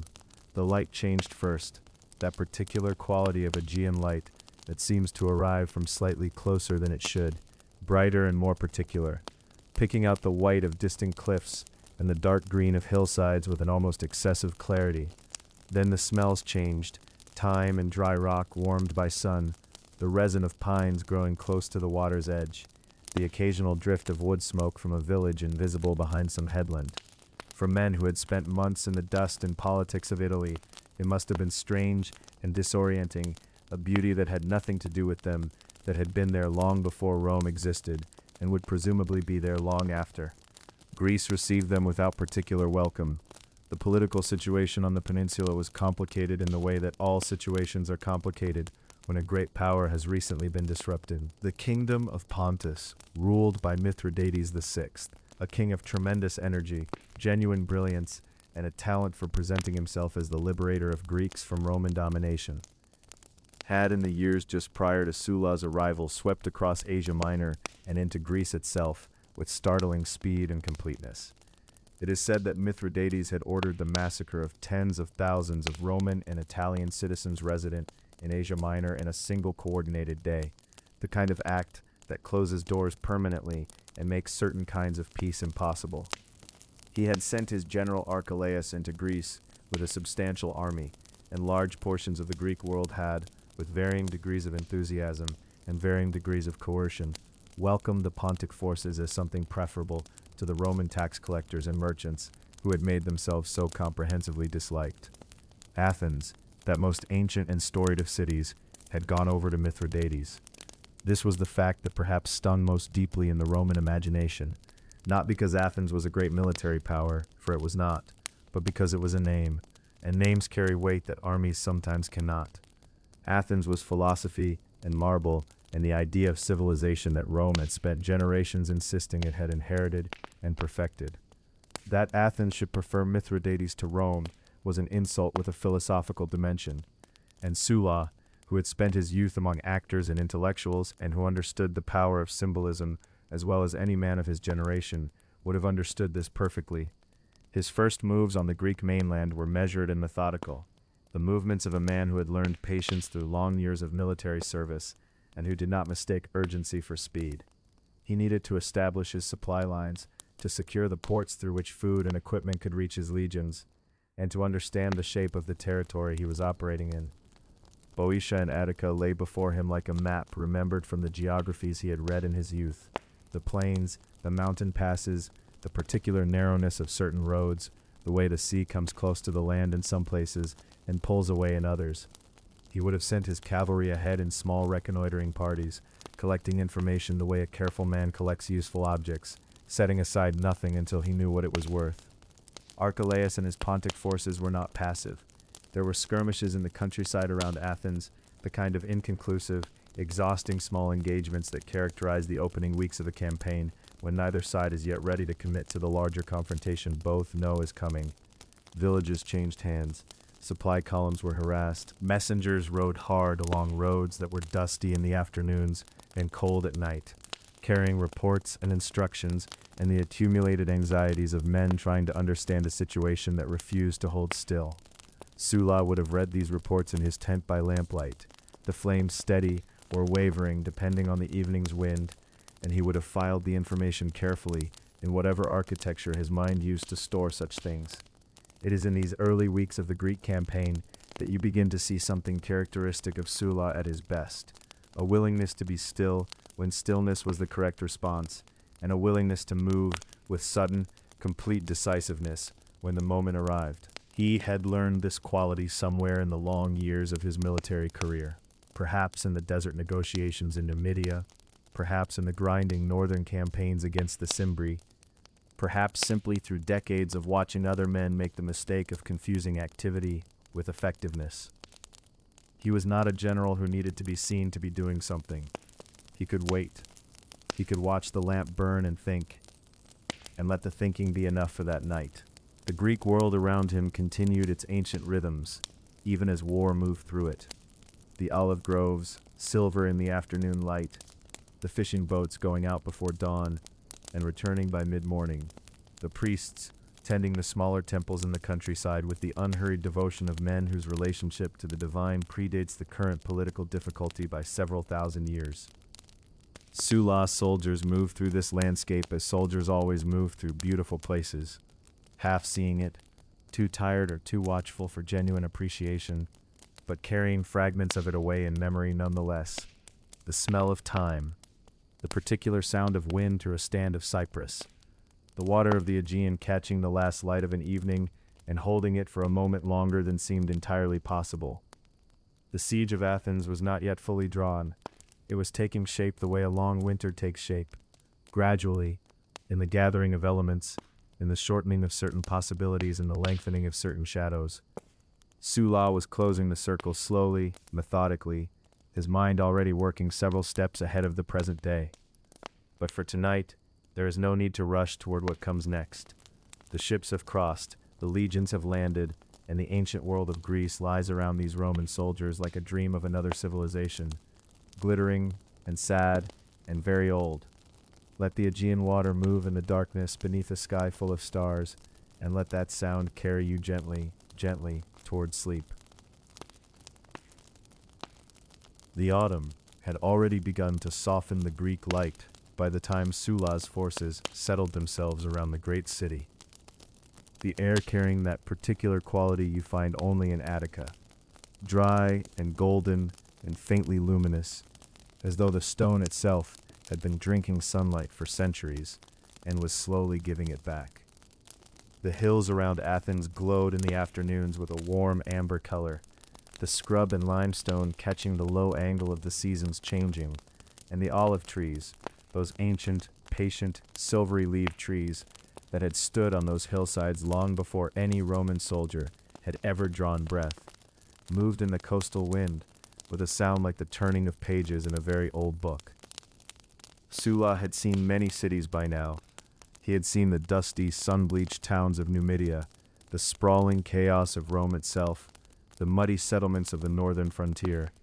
But Athens was different. Even a man of his particular temper, practical, ironic, unmoved by sentiment when sentiment cost something, could not approach Athens without feeling the weight of what it was. The Parthenon stood on its great rock above everything, still gleaming, still improbable, the kind of beauty that makes the rational mind go briefly quiet. The philosophers had walked these streets, the playwrights, the men whose thoughts had become the very air that educated Romans breathed from childhood, and now Sulla was here to take it. He had not come for destruction. That is worth saying clearly and early, because what followed has a way of overshadowing the intention. He had come because Athens, under its tyrant Aristion, a man described in the sources as vain, theatrical, and utterly in the pocket of the Pontic king Mithridates, had chosen the wrong side, had opened its gates to the enemies of Rome, and mocked the Roman legions from its walls with the particular cruelty that only a man who believes himself untouchable can manage. Sulla had come to correct that calculation. The siege itself unfolded with the slow, inexorable quality of winter arriving. There was no single dramatic assault, no furious charge against the gates. Instead, there was the digging, always the digging, the great Roman talent for patient earthwork, and the building of walls to encircle walls, the cutting of supply roads, the patrolling of the roads that led south toward Piraeus, the port that was Athens' lungs, the place through which food and hope arrived from the sea. Sulla understood, as he always understood, that time and hunger were more reliable weapons than courage. He had read enough history to know that cities do not fall to fire as often as they fall to waiting. Piraeus presented its own challenge. Archelaus, the general commanding Mithridates' forces, had fortified the old port with considerable skill, and the walls there were thick with soldiers and confidence. The fighting around Piraeus was harder and closer than anything the siege of Athens proper required, and it is said that Sulla himself moved among the lines during the worst moments, pushing his men forward with a combination of encouragement and cold fury that became, over time, the thing his soldiers expected from him, the sense that he would be there, that he saw everything, that he was neither panicking nor pretending. There were days when the Roman assaults on the port walls were pushed back, when the casualty counts were discouraging, when the great siege engine Sulla had requisitioned from every source available, including, the story goes, timber taken from the sacred groves of the Academy and the Lyceum, those hallowed gardens where Plato and Aristotle had once walked and spoken, were brought up under fire, their wooden frames groaning in the salt air off the Saronic Gulf. That decision, if decision it was, carried a heaviness that even Sulla seems to have acknowledged. To take the trees of the Academy, those sacred plains, those ancient shades, and reduce them to beams and counterweights was to say something about necessity, about what war demands of a man who intends to win. The lamps burned late in his headquarters on those nights, and one can imagine him, as he so often appears in the written record, half reading, half thinking, his fox-like face turned toward the flame with an expression that gave nothing away. Inside the city, winter was becoming something else entirely. The siege had been running long enough that Athens, never a place built for extended siege conditions, was beginning to feel it in the stomach. Food became scarce, then very scarce, then the kind of scarce that changes people. It is recorded that by the final months of the siege, Athenians were reduced to eating whatever they could find: grass from between the stones of the agora, boiled leather, things that do not bear listing in any detail. Aristion the tyrant seems to have continued living with relative comfort while the citizens of the most celebrated city in the world grew hollow-cheeked and desperate. He made speeches from walls. He sent insulting messages to Sulla's camp. He was, by all accounts, the kind of man who mistakes noise for strength. Meanwhile, in the darkness before the walls, something quiet was happening. Sulla, ever attentive to the kind of intelligence that comes not from battles but from conversations, had set men to listening. And listening, in the way that besieging armies always eventually manage, produced results. There were Athenians inside the city who were not Aristion's men. There were people who were tired and frightened, and who whispered at night in places where whispers could be heard by careful ears on the other side of stone. The story goes that two old men seated near the Colline Gate were overheard speaking of a weakness in the wall nearby, a low place, an unguarded stretch, a gap in the attention of the defenders. Whether this story is precisely accurate or whether it has been made smooth by the telling over years, the effect is the same. Sulla found his way in. On a night in the early part of what we would call the year 86 before the birth of Christ, the moon was said to be absent from the sky that night, or very nearly so, and the entry came at the Keramekas, the old potter's quarter to the northwest of the city, where the walls had grown weaker and the watch had grown tearless with exhaustion. There was fighting in the streets. There is always fighting in the streets when a city falls, and it is never orderly or noble. It is narrow and terrified and close. Sulla, riding through the city in the hour after the walls were breached, ordered the killing stopped. There are accounts that suggest he was fierce about this, that he spoke of the dead ancestors of Athens, of what the city had given to the world, and that the slaughter, though it could not be entirely prevented in those first chaotic hours, was curtailed in a way it might not have been with a different commander.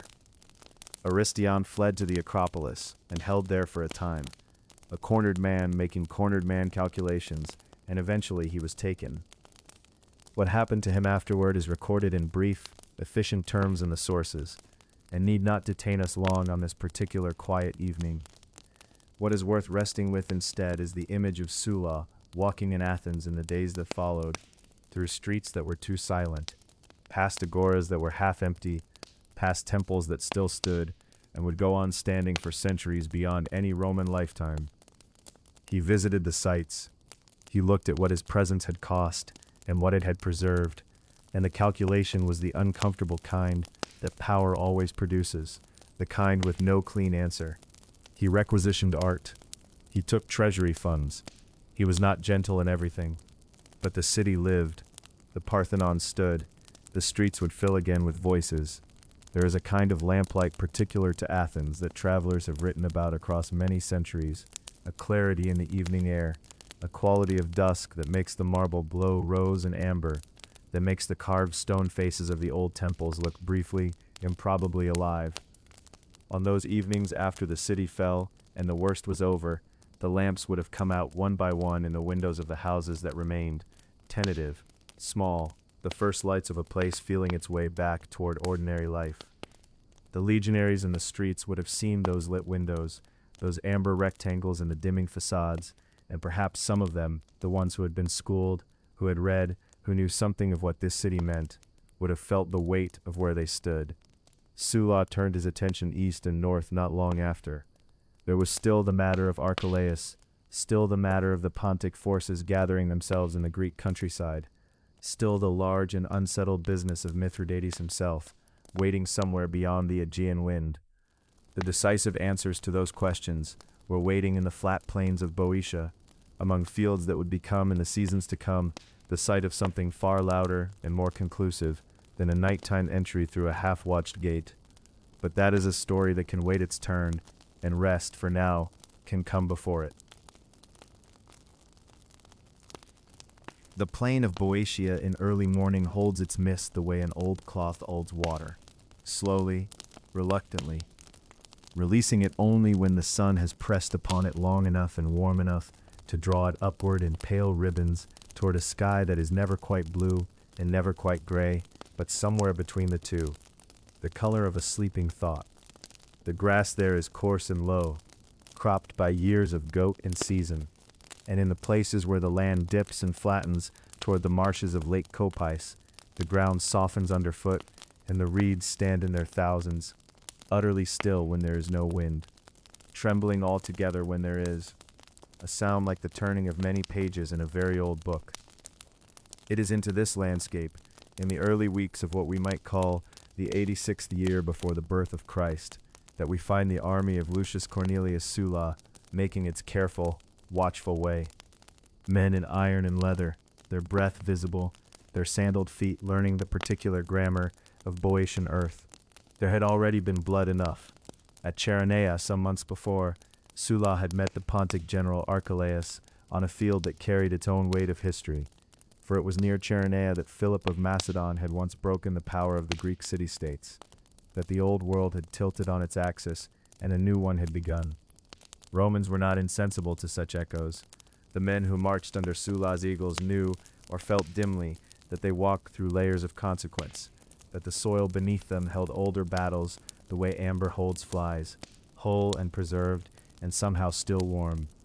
The engagement at Chaeronea had been a hard and complicated thing, a battle that swayed and almost broke before it held, before Sulla's will and the grim experience of his legions pressed the Pontic forces back, across the river, and into a rout. It had been a victory, and a significant one, but it had not been the end.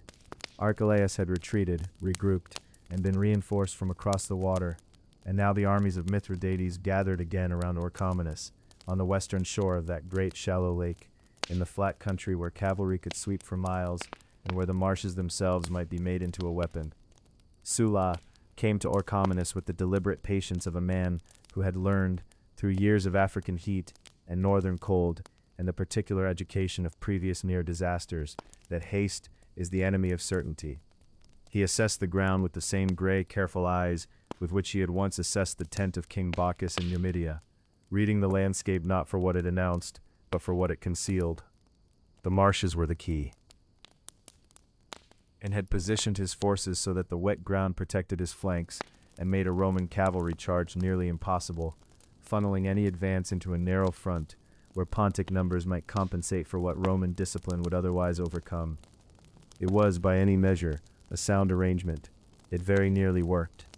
The first day of serious fighting went badly, not catastrophically, not in any way that a despairing man might later exaggerate, but badly enough, badly in the particular Roman way, which is to say that it was felt as a kind of shame more than a military reverse. Sulla's left wing broke. The men there, pressed by Pontic cavalry sweeping around through the shallower margins of the marsh, turned and ran, and it is said that Sulla rode toward them with a fury that was almost theatrical in its completeness, dismounting, planting himself in their path, asking them, in words that no source preserves exactly, but that the story goes were searingly direct, whether they would consent to report to their descendants that they had abandoned their general to die in this place. It worked, as such gestures sometimes do, because they carry within them a weight of personal history and personal reputation that the men receiving them cannot easily dismiss. These soldiers knew Sulla. They had followed him from the harbor at Piraeus through a year of Greek campaigning, and the shame he offered them was not an abstraction, but something that had names and faces and the smell of the campfire about it. They stopped. They turned back. What followed over the next day and the day after was a feat of engineering as much as of arms, because Sulla understood that the marsh could not be negotiated, could not be flanked, and could not simply be endured. It had to be undone. He set his men to work digging, cutting channels through the reed beds and the soft earth, draining the water away from sections of the wetland that Archelaus was using as his protected corridor. The legionaries dug with the same meticulous, unhurried industry with which they built roads and camps and the long walls of sieges, not because digging is glorious, but because Romans had long since made their peace with the unglamorous work that precedes glory and in fact constitutes most of it. The mist moved among them as they worked, and the sound of iron tools and wet earth carried far across the flat ground in the early morning hours when the birds had not yet begun, and the army of Pontus lay just visible on the far side of the diminishing water. When the ground had been sufficiently altered, when the marsh had given back enough of its softness to allow passage, Sulla moved. The assault that followed is described by those who wrote of it later, principally the Greek biographer Plutarch, writing perhaps 150 years afterward, with access to accounts we no longer have, as fierce and sustained in a way that the earlier fighting had not been. The Pontic forces, deprived of the natural armor of the wetland, pressed hard but found themselves in exactly the kind of close, grinding, methodical engagement in which Roman legionaries at their best were essentially without equal. Shield against shield, yard by yard, the line advanced. Archelaus, for all his competence, and he was not a fool, had never been a fool, would in fact survive this day and go on to negotiate the peace that eventually ended the war, could not hold a position that the ground no longer supported. The Pontic army broke, and in the breaking lost something that an army loses only once, which is the certainty that it might win. The slaughter in the retreat was, as retreats across wetland tend to be, considerable and difficult and unsparing. Men who had been soldiers became, in the passage of a few terrible minutes, men who were simply trying to find solid ground and failing to find it quickly enough. The reeds closed over many of them in ways that even the victors described with a kind of muted solemnity, because there is a quality to death in water and mud that resists the usual Roman vocabulary of triumph, that pulls the imagination sideways toward something quieter and colder. Sulla let the pursuit run its course, as generals must, and then drew it back, as good generals know to do. That evening the campfires burned along the edge of what had been the marsh, and the men who sat beside them were tired in the particular way of men who have survived something that might easily have gone otherwise. Sulla himself, the story goes, walked among them in the dusk, as he sometimes did, not to be seen to walk among them, not for the theater of it, but because he had always been, beneath the ruthlessness and the calculation, genuinely interested in soldiers, in what they said when they were tired, in the texture of their ordinary thoughts. He had spent his life among men of low circumstance as well as high ones, among actors and moneylenders in his youth, among the legions for the decades since, and something in him had always found more truth in those conversations than in the polished exchanges of the forum. The lake lay quiet to the east as the light went. Its surface, reduced now by the drainage channels that Sulla's men had cut, reflected the last of the evening sky in long broken strips between the reeds, copper and fading rose, then the first soft gray of true dark, and then nothing but the shimmer of the campfire light reaching the water's edge and stopping there, as firelight does at the boundary of its warmth. The battle of Orchomenus was over. The war in Greece was, for all practical purposes, over. What remained was the larger question. The man across the water, the king of Pontus himself, and whatever arrangement might be reached or forced or negotiated across the narrow sea. The army would need to cross again. There would be ships and the long sound of water, and somewhere on the other shore, a settlement waiting to be made. But that is a matter for another night, and for now the fires burn low along the lake shore, and the mist returns, as it always does in Boeotia, drifting in from the reeds with the patience of something that has been here longer than armies, and knows it will remain here when they have passed. The sea was very still that morning along the Troad coastline, the kind of stillness that feels less like absence and more like the world holding its breath, the water lying flat and pewter gray beneath a sky that had not yet decided what color it wished to become. And somewhere along that shore, on a narrow strip of land between the dark water and the darker hills, two of the most powerful men in the known world were preparing to look each other in the eye for the first and only time. The place was called Dardanus, a small and ancient settlement on the southern shore of the Hellespont, chosen perhaps for its obscurity, perhaps for its convenience, perhaps simply because it sat at the narrowest place between two worlds, between Europe and Asia, between the Roman sphere and the Pontic kingdom, between a war that had consumed years of lives and the uncertain tentative thing that might follow it. The name itself carried the weight of myth, for Dardanus was said in the old stories to have been the ancestor of Troy, and this coast had known the footsteps of heroes so remote that even the Romans felt the slow vertigo of deep time when they paused to think about it. But Sulla, by temperament and by the discipline of long campaigning, was not a man who paused to think about deep time unless it served him. He thought instead about terms. He had been thinking about terms for some weeks now, moving through the preliminary negotiations with the careful patience of a man who knows he holds the stronger hand, but does not wish to tip the table entirely, because a tipped table helps no one, and Sulla had urgent reasons to move quickly. Those reasons were, as they had been for the better part of 3 years, waiting for him in Italy. Enemies, real and accumulating enemies, men who had used his absence in the East to dismantle what he had built, and to fill the consulship with their own creatures, men who bore his name on their lips like a curse.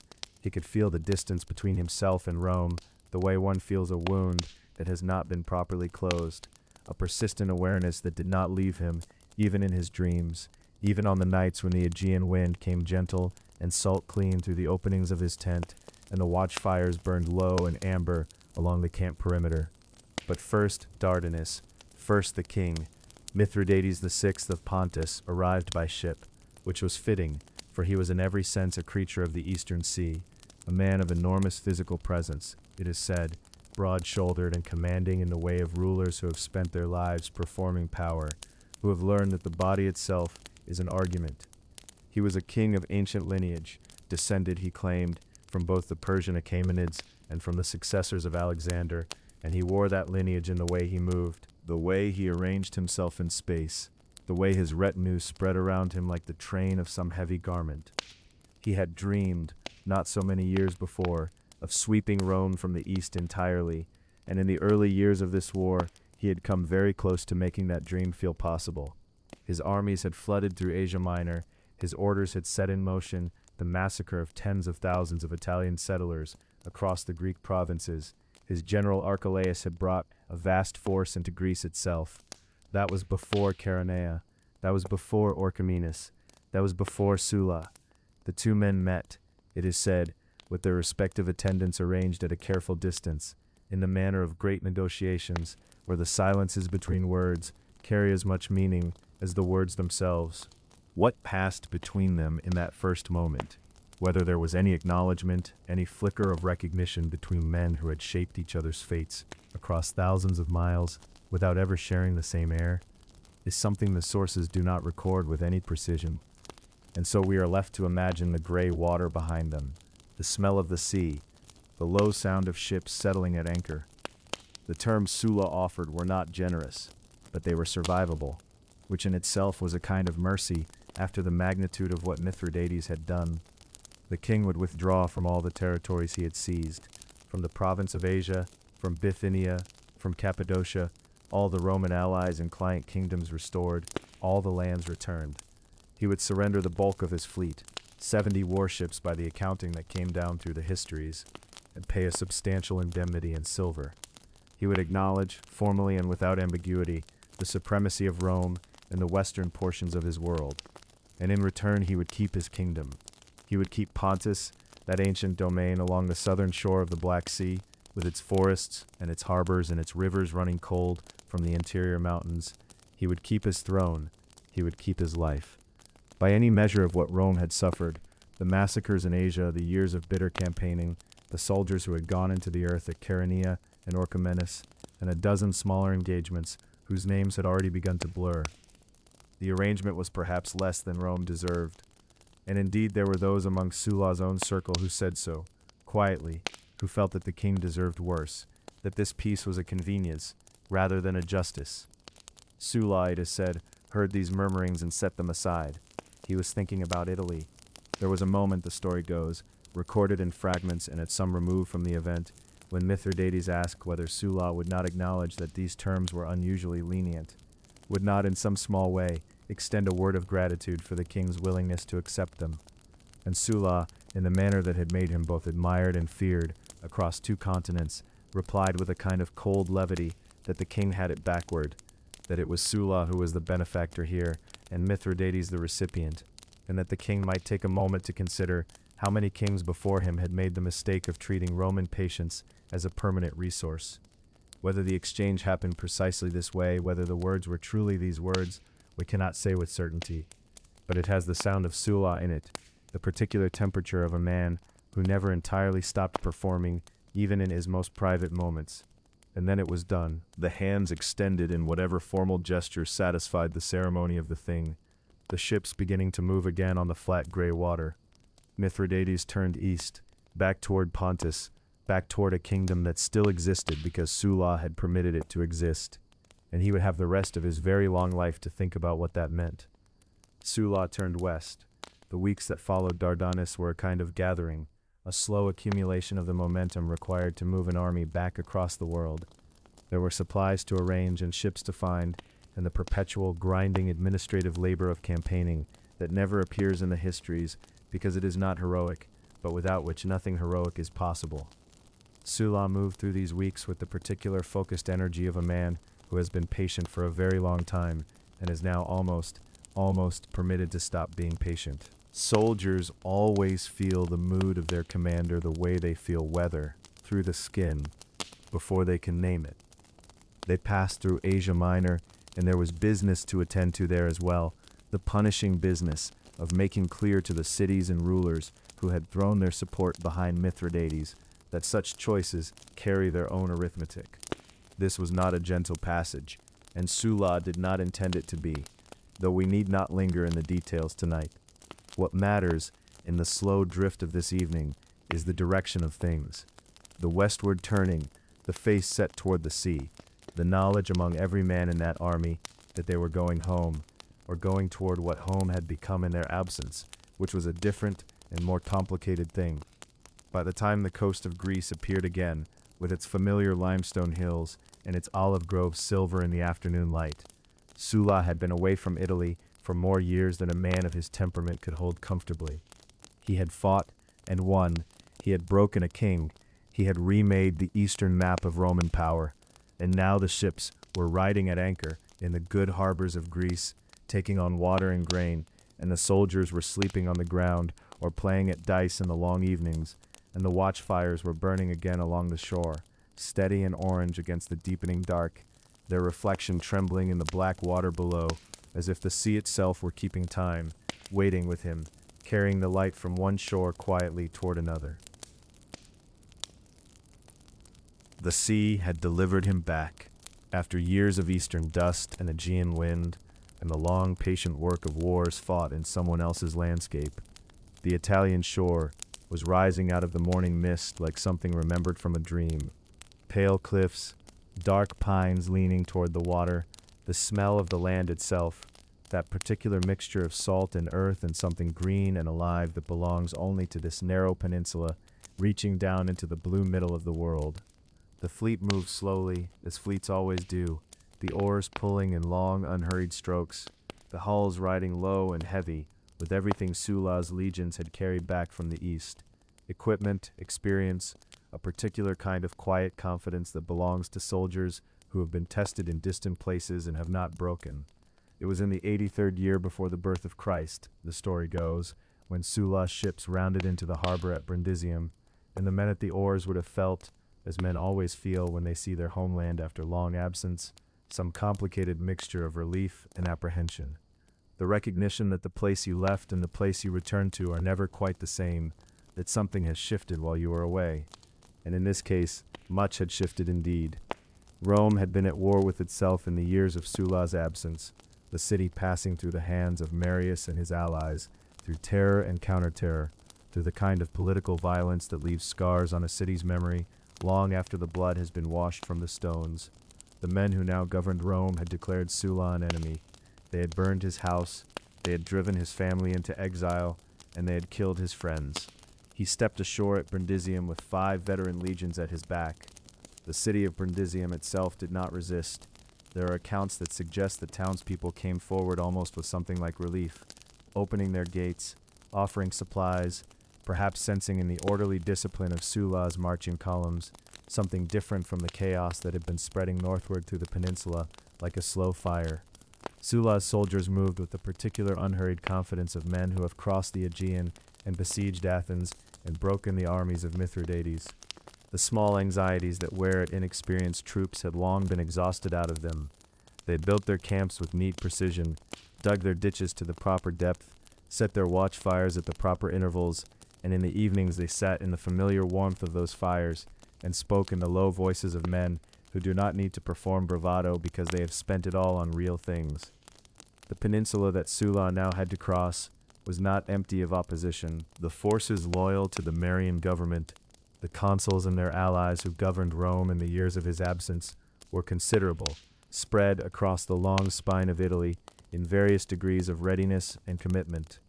What is remarkable, as one follows the slow northward movement of Sulla's campaign through the sources that have come down to us, is how often opposition melted rather than hardened. Officers changed sides. Whole units, it is said, crossed over to Sulla's standards after meeting his legions in the field, or sometimes even before meeting them, as if the reputation of those Eastern veterans carried a weight of persuasion that mere political loyalty could not quite balance. There was Quintus Caecilius Metellus Pius, who brought his forces to join Sulla's advance, a significant adhesion that gave the campaign both additional numbers and a sense of legitimate republican gravitas, the joining of old names to old names, in a cause that Sulla was careful to frame not as conquest, but as restoration. There was the young Marcus Licinius Crassus, whose name would echo much louder in later Roman history, raising troops in the region of his family's connections and bringing them to Sulla's side. And there was another young man, barely into his 20s, who raised a private army from his father's former clients in Picenum, a region in the northeast of the peninsula, where his family name carried enormous weight. A young man named Gnaeus Pompeius, whom later ages would know as Pompey the Great, though in these months he was simply a gifted and slightly startling young commander who had assembled his soldiers from the loyalty of tenant farmers and freedmen who remembered his father kindly. Sulla is said to have greeted this young man with the formal salutation, due a triumphant general, an extraordinary gesture towards someone so new to war, perhaps recognizing something in him, or perhaps simply understanding that in civil war, demonstrative gestures of honor cost nothing and purchase much. The campaign ground northward through the seasons. It was not quick, and it was not clean. Civil war never is. There were engagements along the roads and at river crossings, skirmishes on the lower slopes of hills, where a rearguard had been left to slow the advance, sieges of towns whose magistrates had committed themselves too publicly to the other side to simply switch without the cover of a little token resistance. The land itself, the farms and orchards and the slow rivers of the interior, the long straight roads that Roman engineering had pressed into the earth across generations, bore all of this with the mute endurance that landscape always brings to human conflict. The olive trees continuing to grow along their terraced hillsides, regardless of which men marched beneath them and in whose name they marched. Through Campania and then northward, the Samnites presented perhaps the most determined resistance Sulla encountered on his march. The Samnites were an old people, fierce and long-memoried, who had never entirely forgiven Rome for the slow reduction of their independence over the centuries, and who had found in the chaos of these years an opportunity to press old claims anew. They fought with the particular ferocity of people who are fighting for something that feels older and more personal than politics. Sulla met them and pressed them back, but they would not simply evaporate. They would remain a factor, a weight on the southern end of the campaign, requiring attention and men, and the constant management that every general must perform when he is moving toward a primary objective with enemies still active at his rear. And Rome lay ahead, the city that Sulla had marched on once before, years ago, in an action that had stunned the Roman world with its simple, unprecedented wrongness, the sight of legions crossing the sacred boundary of the city, the pomerium, the invisible line that was supposed to separate the world of war from the world of civil peace. He had done it once, and the world had not ended, and Rome had not disappeared into the earth in divine punishment. And perhaps that first crossing had made this second approach feel, if not natural, then at least possible, in a way it could not have felt before it had been done. The city was waiting for him at the end of the long road north, and he was moving toward it with the same methodical, unhurried patience he had brought to the Siege of Athens. The same quality of attention that made his campaigns feel less like storms, and more like the slow closing of a very large and very well-made hand. The trap was not sprung in a single day. It was constructed over weeks, as his columns maneuvered to block the roads, to cut the supply lines, to reduce the practical options available to those who held the city, to make the arithmetic of resistance increasingly difficult to ignore. Allies shifted. Messages passed back and forth through intermediaries in the way that messages always travel through cities on the edge of change, cautious and oblique, testing what might be possible before committing to anything irreversible. The hills around Rome held watchfires through the autumn nights, small points of orange light visible from the walls, and inside the city people went about their days with the particular distracted half-attention of those who know that something large is approaching, but cannot quite see its shape yet. The legions drew closer. The roads emptied of ordinary traffic. The light on the Alban hills in the early morning had that particular clear quality that autumn brings to the landscape around Rome. When the air has cooled enough to sharpen edges and the dust of summer has settled, and everything looks a little more itself than it did in the haze of August. The soldiers moved through this landscape with their familiar discipline. The clink and shuffle of the march, the squeak of leather, and the low percussion of hobnailed sandals on stone. They were almost home, though what home would mean when they arrived was a question that lay ahead. in the cold and the firelight, in the last battle waiting at the old city's gate. The frost had come early that year, settling over the hills outside Rome like a held breath, silvering the grasses and the mud and the stone alike. And it is into that cold, pale morning that we return now, following the slow movements of an army that had marched a very long way to arrive at this particular field on this particular day in the 83rd year before the birth of Christ. The Colline Gate stood at the northeastern edge of Rome's ancient walls, a place where the road from the Sabine hills met the city's skin, where travelers had entered and departed for generations beyond easy counting, carrying oil jars and bolts of cloth and the ordinary burdens of commerce, passing beneath that stone arch into the warmth and noise of the capital, without ever imagining that armies might one day press against it from outside.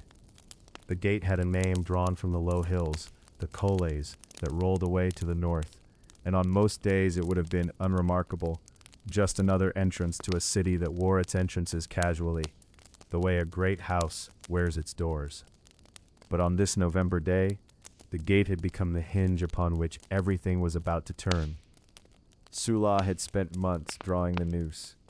His landing at Brundisium, the long march northward through an Italy that was exhausted and frightened and uncertain which way to lean, the battles and skirmishes and the slow accumulation of towns that opened their gates rather than face his veterans, all of it had been prologue. Now the prologue was ending, and the city itself lay just there, visible from the heights, its rooftops catching what pale winter light the season offered, its smoke rising in thin columns into a sky the color of old pewter. He had looked at that skyline before, from the other side as a citizen. Now he looked at it as something else, something for which the Republic had not yet invented a clean name. The Samnite general Telesinus was there waiting for him. This is worth settling into for a moment, because Telesinus was not a man to be taken lightly, and the afternoon of the first day of November would remind Sulla of that with painful force. The Samnites had been fighting Rome in one form or another for the better part of 2 centuries, nursing a grievance that was old and deep, and not entirely without justice. And Telesinus had gathered under his command a force that by the accounts that have drifted down to us may have numbered somewhere near 70,000 men, Samnite warriors, survivors of Marius' faction, men who understood that if Sulla entered Rome, everything they had fought for was finished. They had positioned themselves along the line of the Anio River, in the fields before the Great Wall, and they were ready. Was savage, in the way that only battles between men who have no remaining diplomatic options can be. Sulla commanded from the right wing, as was his custom, pressing hard into the enemy, and finding for a time at least that the enemy pressed back just as hard. The story goes that his left wing collapsed, buckled under the Samnite pressure, and folded back toward the walls of Rome itself, creating a moment of genuine catastrophe, men streaming rearward in the gray afternoon light, the sounds of pursuit sharp and terrible behind them. Some accounts say that frightened soldiers reached the city gates, and that the noise of the fighting carried clearly over the walls to the people sheltering within, who pressed their ears to the stone and heard, in the muffled distant clash, the possible sound of everything ending. It is said that Sulla himself, at some point in those desperate hours, dismounted and stood in the path of retreating soldiers, holding his ground in the mud and the cold, calling out to them, asking them, if anyone later asked where their general was, to say that he had died here, in this field outside Rome. Whether this is precisely what happened, or whether the story grew in the telling, as soldier stories so often do, we cannot say with certainty. What we can say is that the right wing held, that the pressure Sulla maintained on his side of the field kept the battle from becoming an utter rout, and that as the pale winter sun began its early descent toward the Janiculum, the scales remained agonizingly level. The night that followed was not the comfortable, forgiving sort of night that invites sleep. It was a military night, full of anxious fires lit in careful lines, of officers moving between those fires with low voices and grim faces, of the sounds one does not easily describe, the sounds a field makes after a battle, when the work of fighting is done and the work of consequence has not yet fully begun. Sulla's camp would have been lit with those small, steady fires through the long hours, the flames bending occasionally when the wind came down from the hills, throwing brief warmth onto the faces of men who sat very still and waited to understand what morning would bring. Morning brought news that rebalanced everything.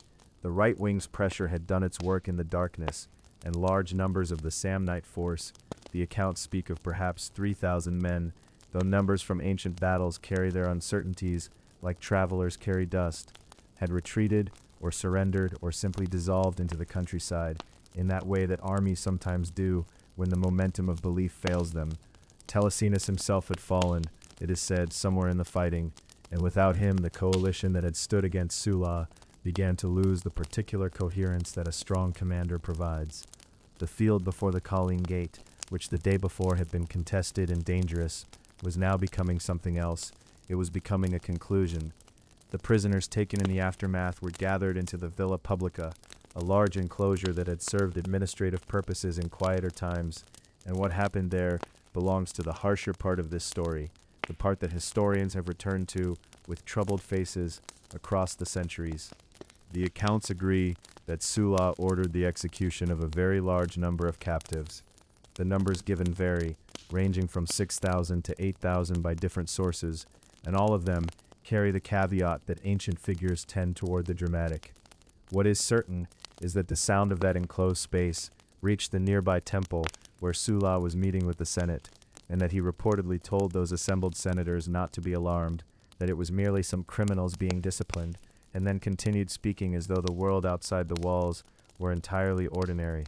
This moment has lodged itself in the historical memory, not because of its scale alone, but because of that extraordinary, chilling composure, the calmness of a man who had decided that what was happening was simply a matter of necessary administration.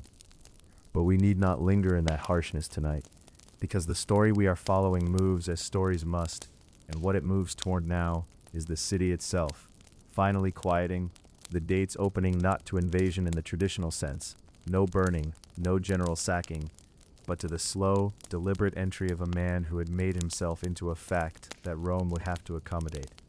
The walls of the Colline Gate still stood, the temple still stood.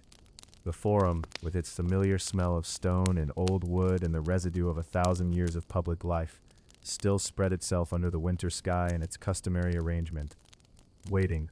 Sulla walked those streets, we may imagine, with the particular awareness of someone who has been away long enough that the ordinary has become strange, and then, perhaps, precious again. The lamplight in the doorways of the insulae, the smell of charcoal fires burning against the cold, the way the stone of the streets held the day's thin warmth a little longer than the air around it, all of it would have been simultaneously utterly familiar and subtly different, the way a room looks when you return to it after something important has changed in you, and you realize the room itself has not changed at all, only your relationship to it. The Colline Gate was behind him now. The long campaign, the long years, the long series of crossings and choices that had brought him from a borrowed apartment in the Suburra to this particular street on this particular winter evening, all of that was settling into place, hardening from event into history, from living uncertainty into the kind of fixed story that people would later tell in other rooms, by other lights, in languages not yet spoken. He had a city, he had the legion still at his back, he had a Senate that was about to listen very carefully to whatever he chose to say, and what he chose to say next, and what he chose to make of this extraordinary position, is the quiet, strange story that waits for us in the chapter ahead, the story of the Dictator, and the lists, and the long, peculiar peace that follows when one man decides he has won completely enough to begin the work of rebuilding, according to his own particular vision of what Rome should be. The fires in the camp outside the walls burned lower as the night deepened, their light growing steadier as the wind dropped, small and patient in the cold. Rome had gone very quiet.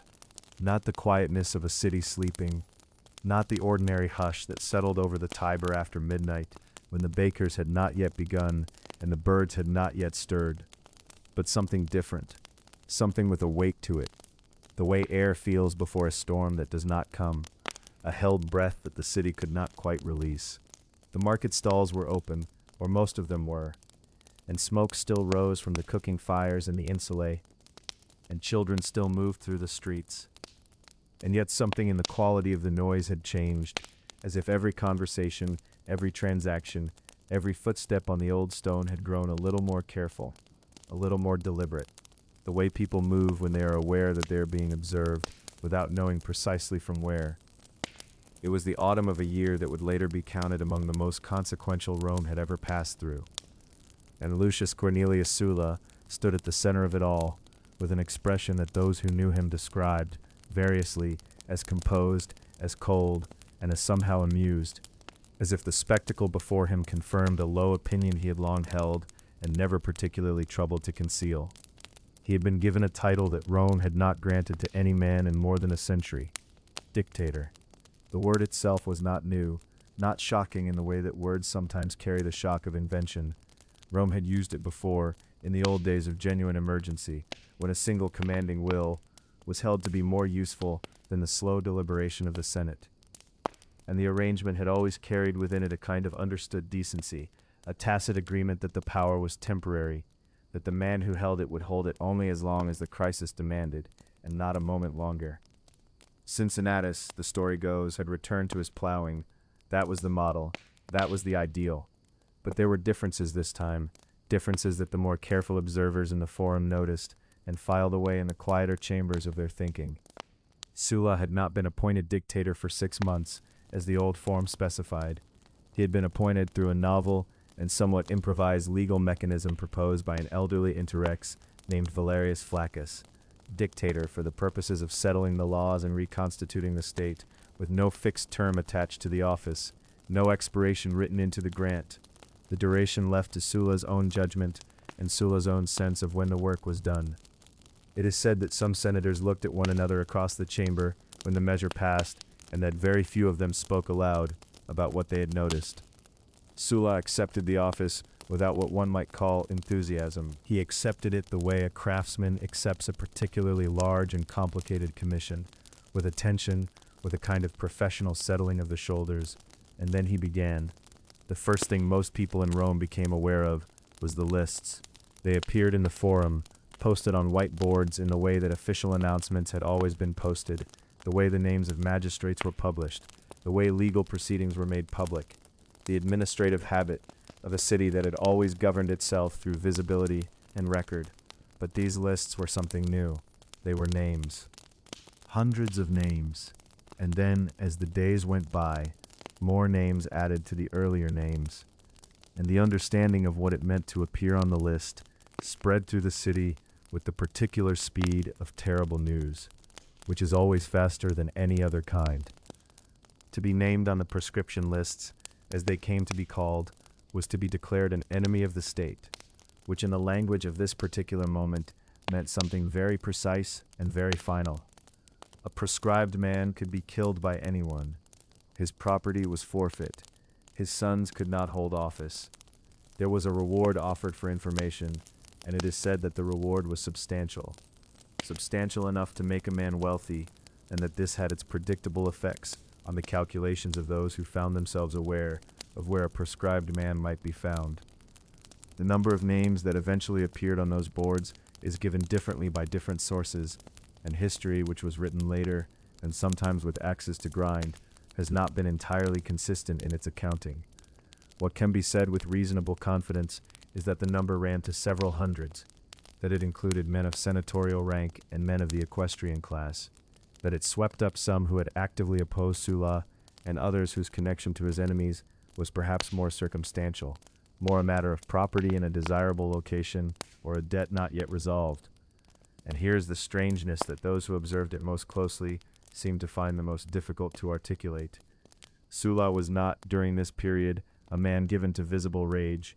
He was not storming through the city in a fury. He was not making speeches of denunciation. He was not performing the role of the vengeful conqueror in any of the ways that the role might have been performed. He sat, he worked, he dictated letters and received reports, and conducted the business of reorganization with a kind of bureaucratic thoroughness that was, in its own way, more unsettling than passion would have been. The cold is harder to argue with than the heat, because alongside the prescriptions, and this is the part that tends to get less attention in the dramatic retelling, but which consumed the greater portion of Sulla's actual working hours. He was building something, or rebuilding something, which is perhaps the more accurate way to put it, since his stated intention throughout was restoration rather than innovation, a return to an older and more orderly Rome rather than the imposition of something new. He doubled the size of the Senate, which had been depleted partly by the proscriptions themselves and partly by the upheavals of the preceding years, elevating men from the equestrian class to fill the empty seats. He reformed the quaestorship and the other magistracies, setting out, in careful legal language, the proper sequence of offices, the proper ages at which they could be held, the expectation that a man would move through the cursus honorum in an orderly procession from one position to the next, without skipping, and without the kind of irregular shortcuts that had, in recent decades, allowed men of exceptional military reputation to accumulate power too quickly and concentrate it too narrowly. He curtailed the power of the tribunes, those ancient officers of the people, whose authority to veto legislation and to interpose their persons between citizens and the power of the state had originally been a protection of the vulnerable, and had more recently become, in Sulla's view, an instrument of chaos. Under his reforms, a tribune could no longer bring legislation directly before the people without the Senate's approval, and a man who served as tribune was rendered ineligible for any of the higher magistracies thereafter, which had the effect of ensuring that ambitious men with large careers ahead of them would think twice before taking the office. He worked through the late afternoons and into the evenings, it is said, by the light of oil lamps arranged on the table before him, several of them, clustered together so that the light was generous rather than merely sufficient. And those who brought him documents and carried away his responses noted that the flames sat very still in the rooms where he worked, because he preferred to work with the windows shuttered, with the noise of the city held at a manageable distance, the light pooling steadily over the papyrus and the wax tablets, and the long columns of names and measures and legal specifications that were, in his understanding of himself, the true work of these months. There is something genuinely difficult to hold in the mind about this period, something that does not resolve into a simple shape, no matter how long you look at it. A man building and destroying simultaneously, the same hands posting the proscription lists and drafting the constitutional reforms, the same calm face receiving the news that another name had been found and struck through, and another property added to the public auctions.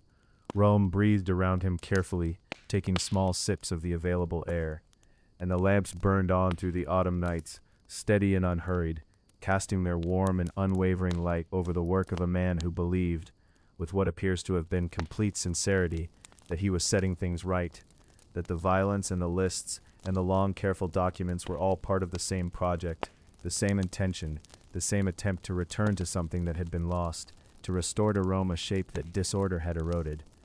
What happens after the restoring is finished, what a man does with himself when the work is done and the city has been remade to his specification, is a question that would come to occupy Sulla himself in the months ahead, and the answer he gave to it would surprise almost everyone who thought they knew him, which is perhaps the most fitting ending imaginable for a life that had always refused to be entirely predictable.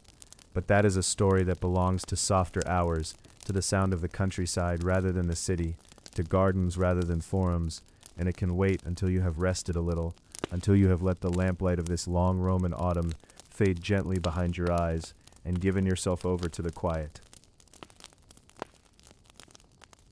The fires had burned low across Rome, and the city, which had trembled for so long beneath the weight of one man's will, was learning again the ordinary sound of its own breathing. It is worth pausing here, in this strange and tender interlude, before we move any further, pausing the way you might pause on a winter evening when you notice that the wind outside has simply stopped, and the silence that replaces it feels almost too large to trust. That is the silence that descended over Rome in the year when Lucius Cornelius Sulla did the thing that no one, not even those who knew him best, had thought him capable of doing. He gave it all back. He set down the dictatorship as a man might set down a heavy stone he has been carrying since morning, rolling his shoulders slowly, breathing out, and walking away into the quieter country beyond the city's reach. The proscription lists had done their work. The Constitution had been rewritten in the image he had always carried inside him, that austere an ancestral image of a Rome governed by the Senate, by tradition, by the slow, deliberate machinery of men who had inherited both their power and their obligations. His enemies, those who had survived, had been reduced to silence. The streets of Rome were, if not at peace, then at least no longer openly on fire. And Sulla, who had crossed every line a Roman general was never supposed to cross, who had marched on his own city not once but twice, who had posted the names of thousands on whiteboards in the Forum, and watched the consequences follow, as inevitably as shadow follows light. Sulla simply resigned. He did this without being compelled. He did this without a conspiracy forcing his hand, without illness rendering him incapable, without the kind of dramatic reversal that the storytellers of later ages might have wished to attach to such a moment. He called an assembly, it is said, and he stood before the Roman people, the very people whose fear of him had been, for several years, one of the more reliable facts of daily life, and he offered to render account to any man who wished to question his actions. No one stepped forward. The ancient sources suggest that he then dismissed his bodyguard, walked through the crowd, and returned to his home, an old man moving through a city that parted around him and then closed quietly behind him like water. And then he went south. Campania receives the light differently than Rome does. There is a softness to it in the afternoons, when the sun comes down at an angle through the maritime air, and the shadows of the vine rows stretch long across the pale dry soil, and the smell of the sea arrives on a breeze so mild it seems almost apologetic. Sulla had properties there, and to these he now retired. Retreated would be too strong a word, for there was nothing of retreat in his bearing, nothing of a man in flight. He simply moved the way a tide moves back down the beach, unhurried, inevitable, following a rhythm that had always been operating beneath the more visible drama of his public life. He had always been two things at once, and it was perhaps only in these last years that the second thing was given proper room. He was a soldier and a commander, and a political creature of formidable precision, yes, but he was also a man who had spent his youth among actors and philosophers, a man who loved theater and music and the kind of late-night conversation that wanders pleasantly from subject to subject without arriving anywhere in particular. In Campania, among his gardens and his writing tablets, and the company of old friends and performers from the theatrical circles, he had never entirely left behind. This second Sulla had the space to breathe. He wrote his memoirs there in those last years, setting down in his own hand the account of a life that was, by any measure, one of the strangest and most consequential that the Roman world had yet produced. 22 books, it is said, a vast, unhurried labor of recollection and self-justification, and perhaps something more complex than either of those things, something closer to an old man's honest attempt to understand what had happened to him, what he had done, what the doing of it had cost. The books themselves have not survived the centuries, which is one of antiquity's more melancholy losses, because whatever one might think of the man who wrote them, the writing would surely have been extraordinary, sharp and self-aware, and probably not entirely trustworthy, which is to say it would have been a deeply human document. His gardens gave him pleasure that seems to have been genuine and uncomplicated, which is perhaps the most surprising thing that can be said about this particular chapter of this particular life. There is something almost tender in the image that the ancient sources, however briefly, allow us. A man growing old among fruit trees and formal plantings, walking the paths between hedges in the early morning, when the dew still lay on every leaf, bending occasionally to examine a flower or a plant with the same focused attention he had once brought to the disposition of troops on a Boeotian plain. The world scaled down around him, and he seems to have accepted this scaling down with something approaching contentment. He hunted, which he had always loved. He fished in the rivers and coastal waters near his estate, and it is said that this pursuit gave him particular satisfaction in these years, a sport that asks for patience and stillness and a willingness to wait without guarantee of outcome, qualities that would not, on first consideration, seem native to the man who had marched on Rome, but which were perhaps always present in him, beneath the urgency and the violence, in the same way that deep water is always present beneath the surface turbulence that the eye most easily catches. He was not by this point a well man. The illness that would ultimately claim him had been with him for some time. a dreadful condition that the ancient writers describe in terms that suggest something both painful and disfiguring, a disease of the skin and the body's deeper workings that caused him suffering he largely endured without public complaint. He continued to receive visitors, to correspond with friends and former colleagues, to maintain the intellectual engagements that had always been as necessary to him as food or sleep. Plutarch tells us that he retained his humor, that peculiar, often unsettling humor of his, sharp and ironic, and not always comfortable for those on the receiving end, to a considerable degree, even as his health deteriorated. He completed his memoirs, or very nearly so it is said, in the final days of his life. And this seems right, seems fitting. The man who had spent a lifetime imposing order on chaos, making sure that the account of his life was in order, before he put it down, before he allowed the larger darkness to claim what had been, from beginning to end, an astonishing and troubling and entirely singular human story. The spring was coming to Campania when he died, in the 78th year of his life, on his estate, among the people he had chosen to keep close to him in these quiet final seasons. The year was 60 years before the birth of Christ, though of course no one in that world counted it so. It was simply a spring, a particular warm and early spring in the south of Italy, with the vines beginning their new growth along the slopes, and the light softening toward that long Campanian gold that arrives in the afternoons and makes the whole landscape look as though it is being gently remembered rather than presently observed. Rome, which had feared him so completely, gave him what the ancient sources describe as the most magnificent public funeral the city had thus far arranged.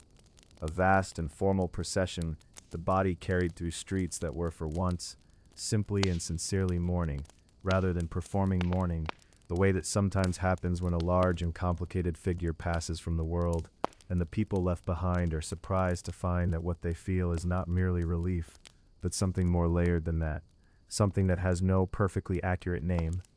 The smoke of his funeral pyre rose above the city in that early spring warmth, drifting eastward, thinning against the pale blue sky, and then dispersing into the air that moves always over Rome, that same air that had moved through the lamplit streets of his youth, through the markets and the temples and the narrow ways between the tenements, the same air that had carried the smoke of 10,000 other fires over 10,000 other evenings in the long breathing life of a city that believed above all things in its own continuity. Let that smoke thin and disappear now, as you let the thoughts of the day thin and disappear, drifting up and away into the dark above you.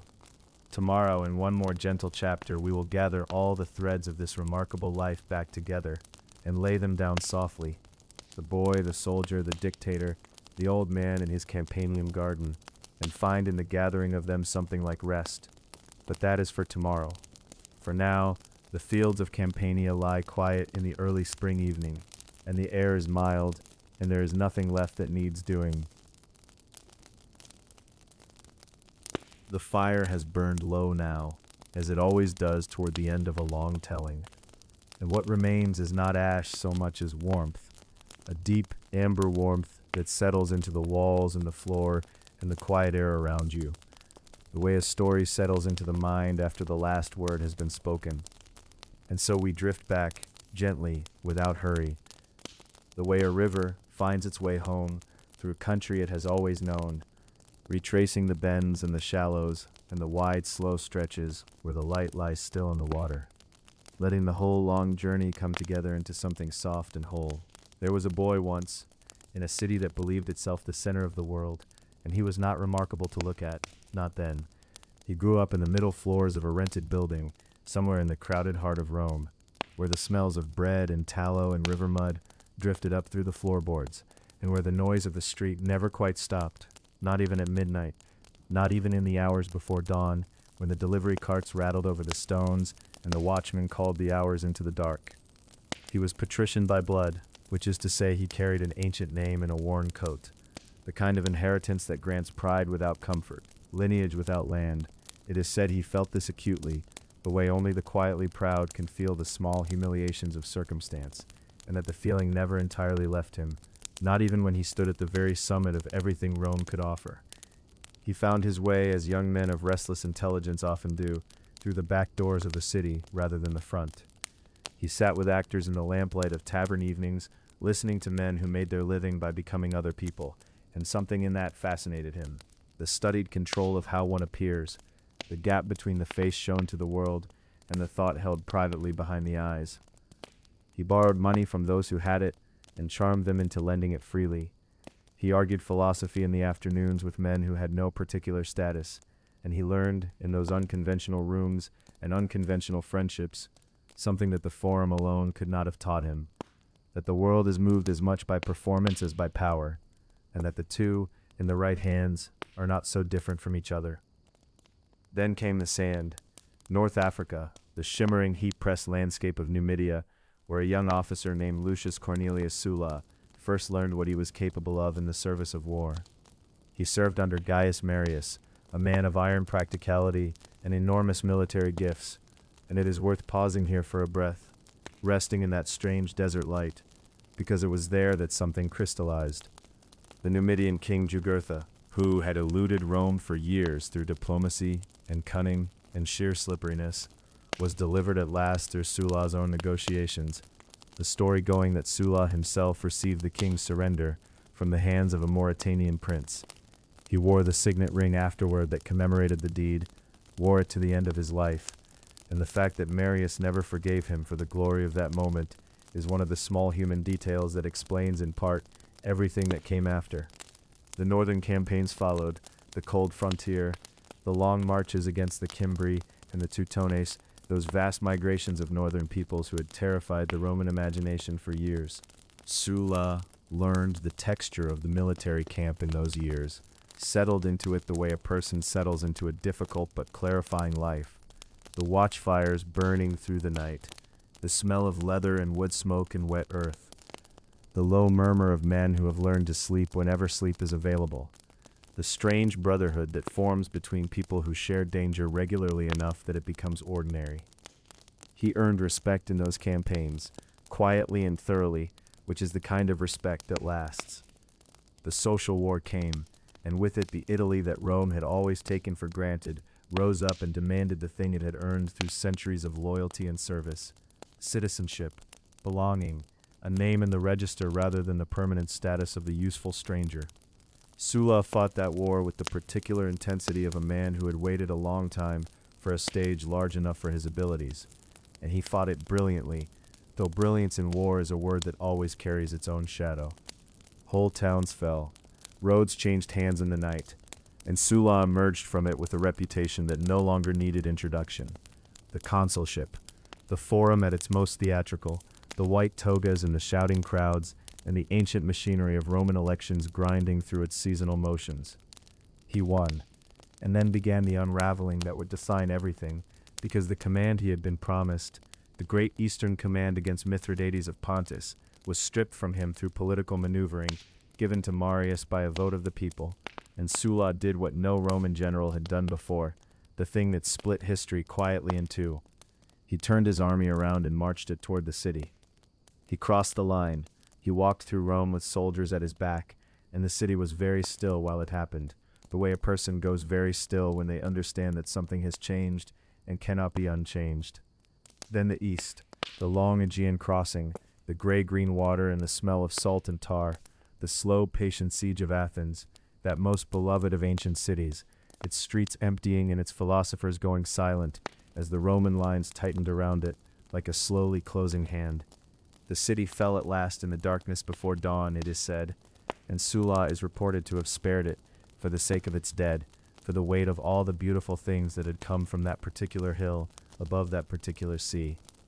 The battles at Chaeronea and Orchomenus followed, great engagements in the flat Boeotian plain where Mithridates' armies broke against the Roman lines, and then the negotiations at Dardanus, quiet and businesslike, a peace that satisfied no one entirely and everyone sufficiently, and then the long turn home, the landing at Brundisium in the heel of Italy, the slow grinding campaign northward, the closing of the trap, the Colline Gate where it nearly ended differently, where the battle outside Rome's walls went badly enough in the early hours that the outcome hung genuinely uncertain, the watchfires of two armies visible to the people on the walls above, and then the scales tipped, and the gate was his, and the city was his, and Rome lay quiet in its exhaustion, as the winter settled in.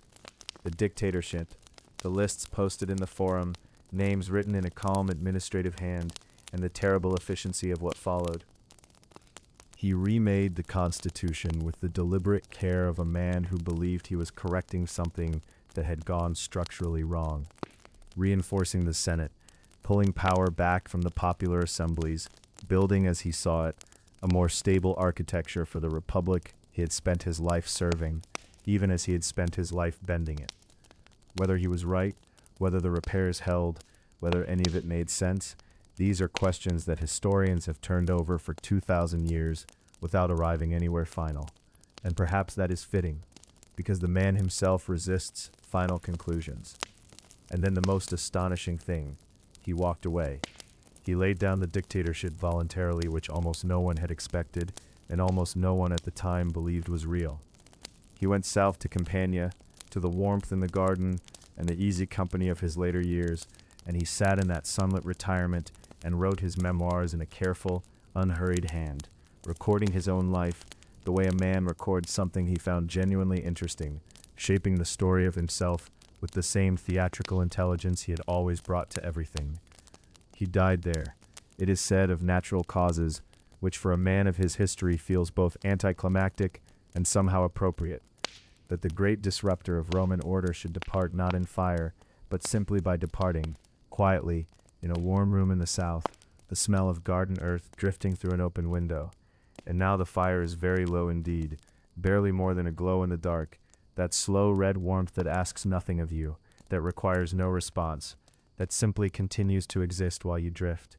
The life of Lucius Cornelius Sulla is very old now, older than almost anything we carry in language, and yet something about it persists the way warmth persists, in the shape of questions about power and law and the distance between a person's origins and what they are capable of becoming, for good and for ill and for all the complicated territory in between. Let it all rest now. Let the sand and the sea and the cold northern frontier and the siege lines and the forum and the garden in Campania all settle into one quiet, indistinct warmth, the way the embers of a long fire become simply heat, without shape, without edge, without urgency. The story is complete. The city is sleeping, and wherever you are tonight, in whatever room, in whatever country, under whatever sky, you have kept good company with a very old world, and it is glad of you. Sleep well.